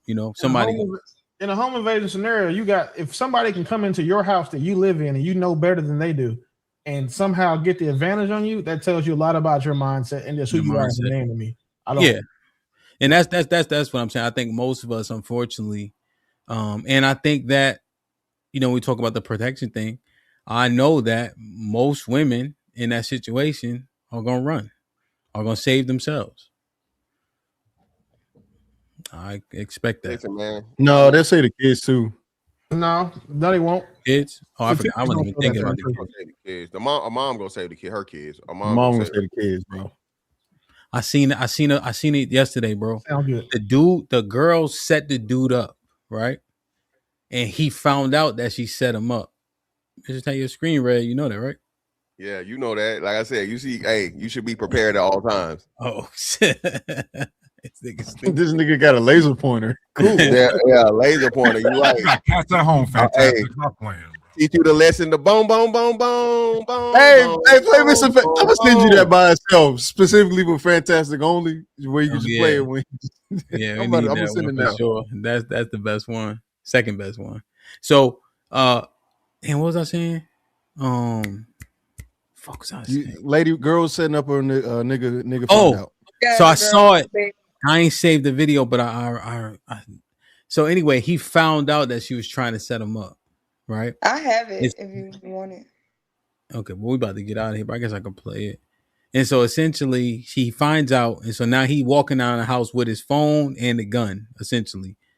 And so she running all over the house and all that, and it's not his kid. She runs in the room and closes the door. The kid's still outside with him.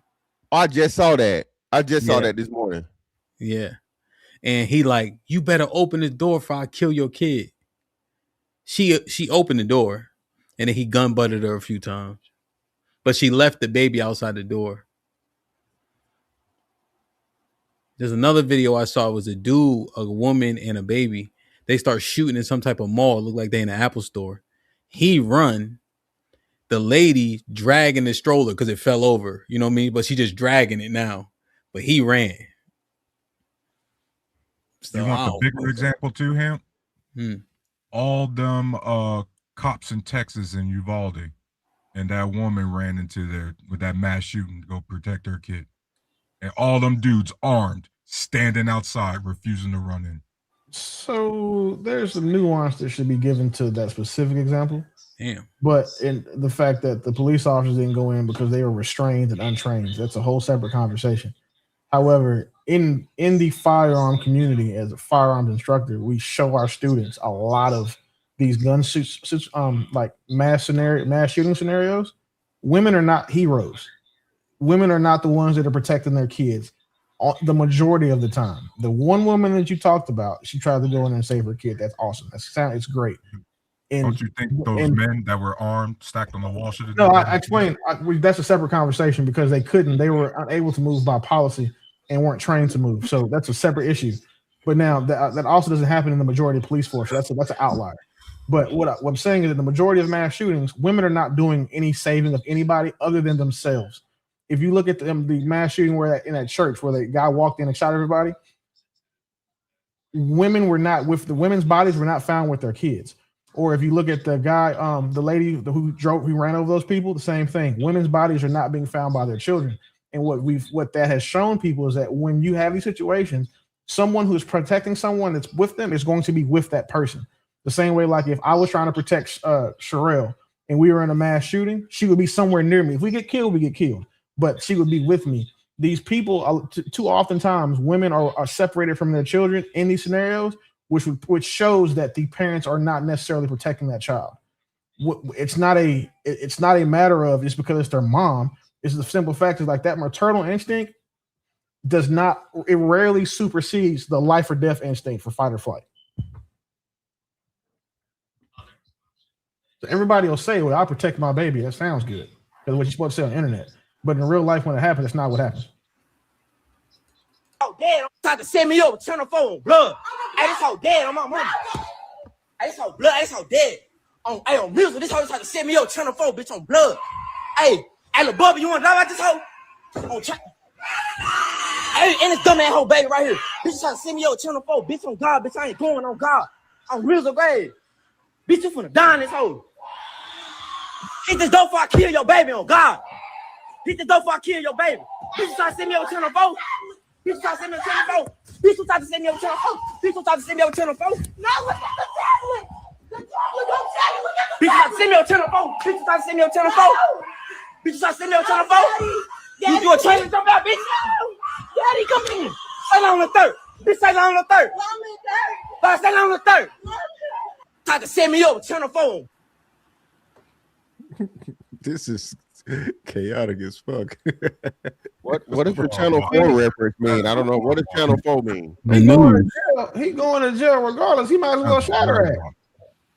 Well, I think a body different from the my point is, like, what's the point? They hit his ass but damn near close. Why he recorded assault with a deadly weapon, threatening a child, whatever. He finna get 20. You finna get 20 years, 15, 20.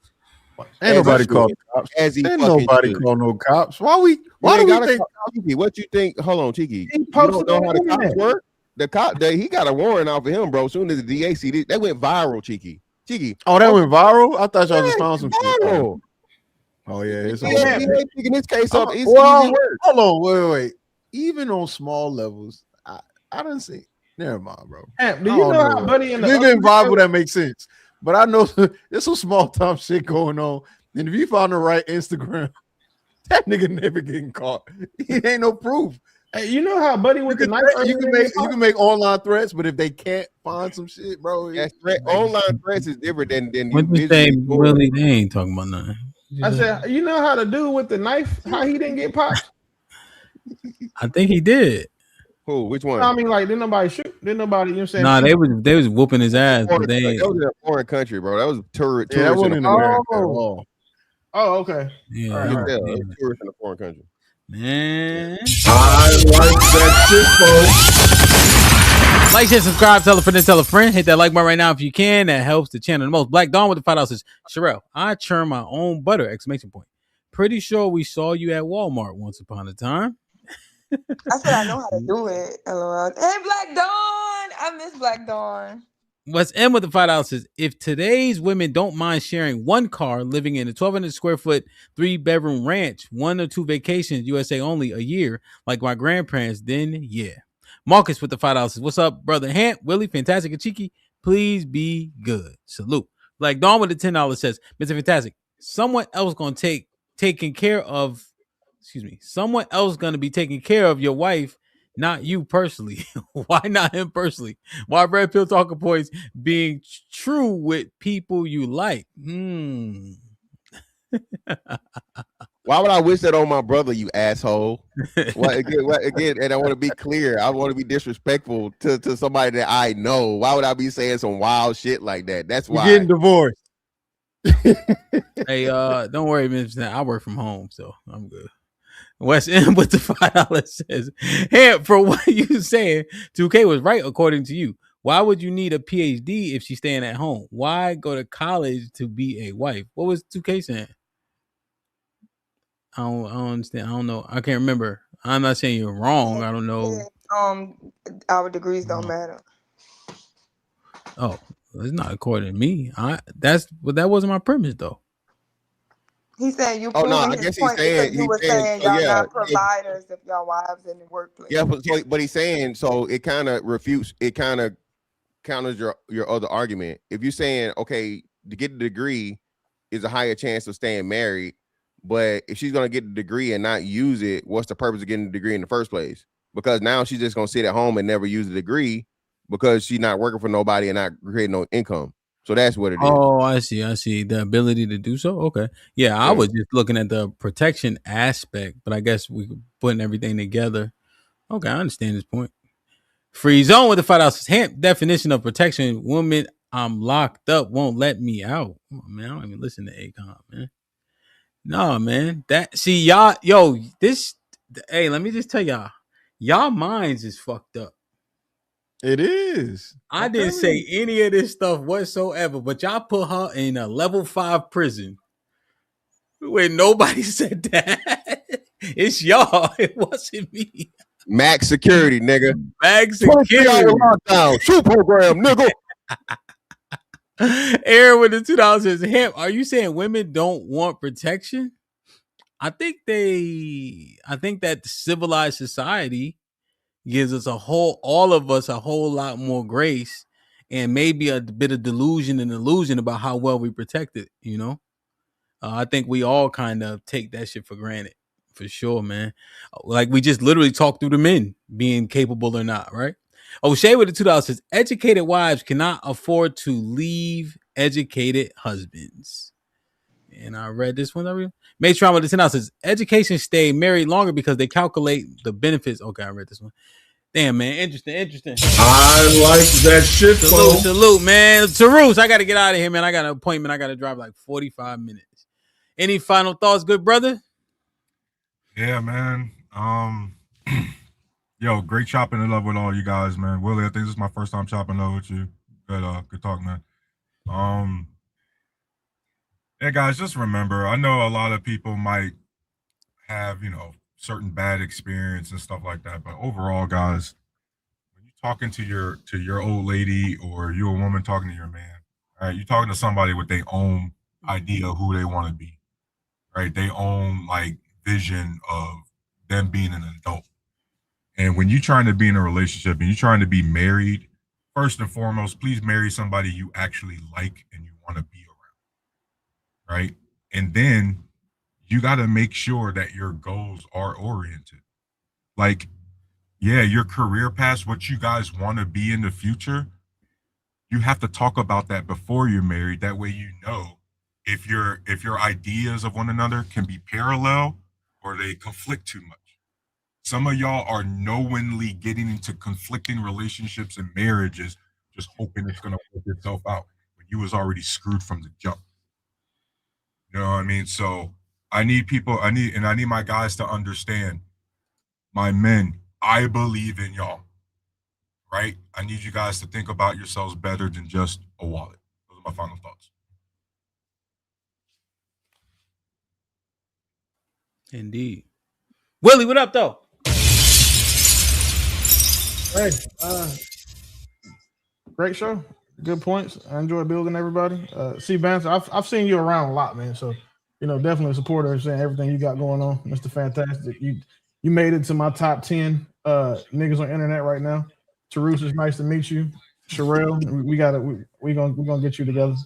And Hamp, and definitely much love and respect for you. And for everybody watching, I need men to understand that everything you're dealing with is probably your fault. So it's the amalgamation of your choices and the things and decisions that you've made. So if you want to do better, be better.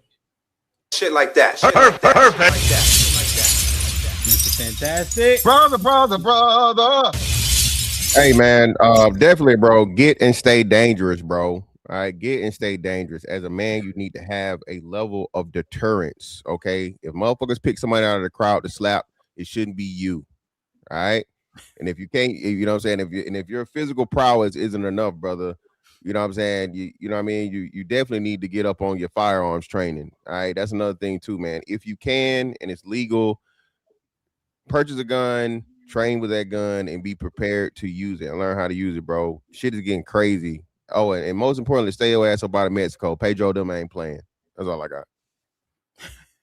Indeed. Cheek, what up?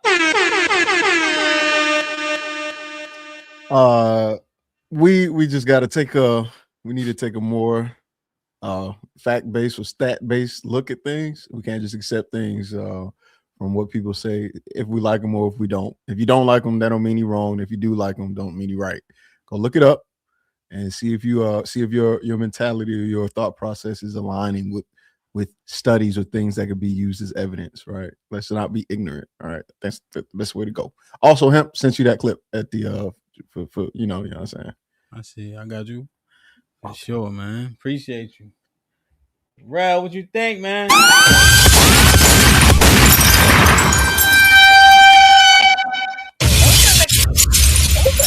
Sound on my thing. Thank y'all for joining the panel. Thank everybody who super chatted, liked and shared the stream. Appreciate the conversation. Nobody was too, obtuse, even with Mr. Fantastic on the panel. He just was hating a little bit, but that's him. So, thank you, Willie. Come back often. You was a great addition. Thank you, Tarus. Always, you brighten our day. Always brighten the panel every time you up here. Racist. That was racist. It's colorist, not racist. See what I'm talking about? I know my isses. Thank you, Cheeky, of course. Thank you, Hampton. Good luck on your fight coming up. Okay? Yes, ma'am. Where your fight at? Fun in Vegas, but not too much fun. Oh, and I just want to shout out my daddy. My daddy is about to make 77 years old. Yeah. And I got him this thingy, right? I got him a journal. Boy, old as where hell. he could write me like his life story. It just asks him. Listen, them don't waste no energy writing. No, he need to do stuff. Just talk, just chill. No, my daddy like writing, and he write in cursive. 77, nigga, shit. My daddy is 77. He's just up and moving I talked to around. my dad the other day. I said, "How many years do you think you got left?" He like, 5 to 7. My daddy gonna live to 1,000, so I don't know what the fuck y'all on. Get y'all daddy this journal. Nah, nigga, he ain't Abraham. He is Abraham. Never mind. She can. It is Abraham. You right. You was right. My daddy does have all them nations, so I don't know. And he a plumber. He a My daddy's handyman. not a plumber. Abraham actually don't got that many kids though. Abraham don't actually. My daddy had more kids than Abraham. Yeah, hell yeah. God. Your dad created them all. What are you talking about? Hey man, let me say this.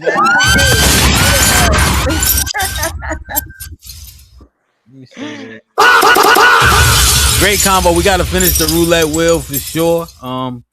Join us tonight for the women's POV. We talking about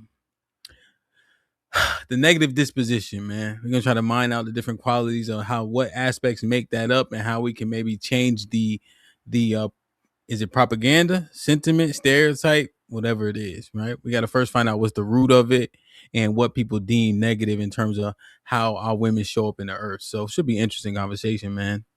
You know, as it pertains to this conversation, dope talking points, I think the last thing I want to leave y'all with is this, man, based on our last part of the conversation. If one man can hold you down, two men can rape you, nigga. I love y'all. I appreciate y'all. Be safe and do the right thing, man. Like, share, subscribe. Tell a friend and tell a friend. Tell a friend and tell a friend. And we out. Run! It's a stampede! DJ Ham the Stamp. DJ Ham the Stamp.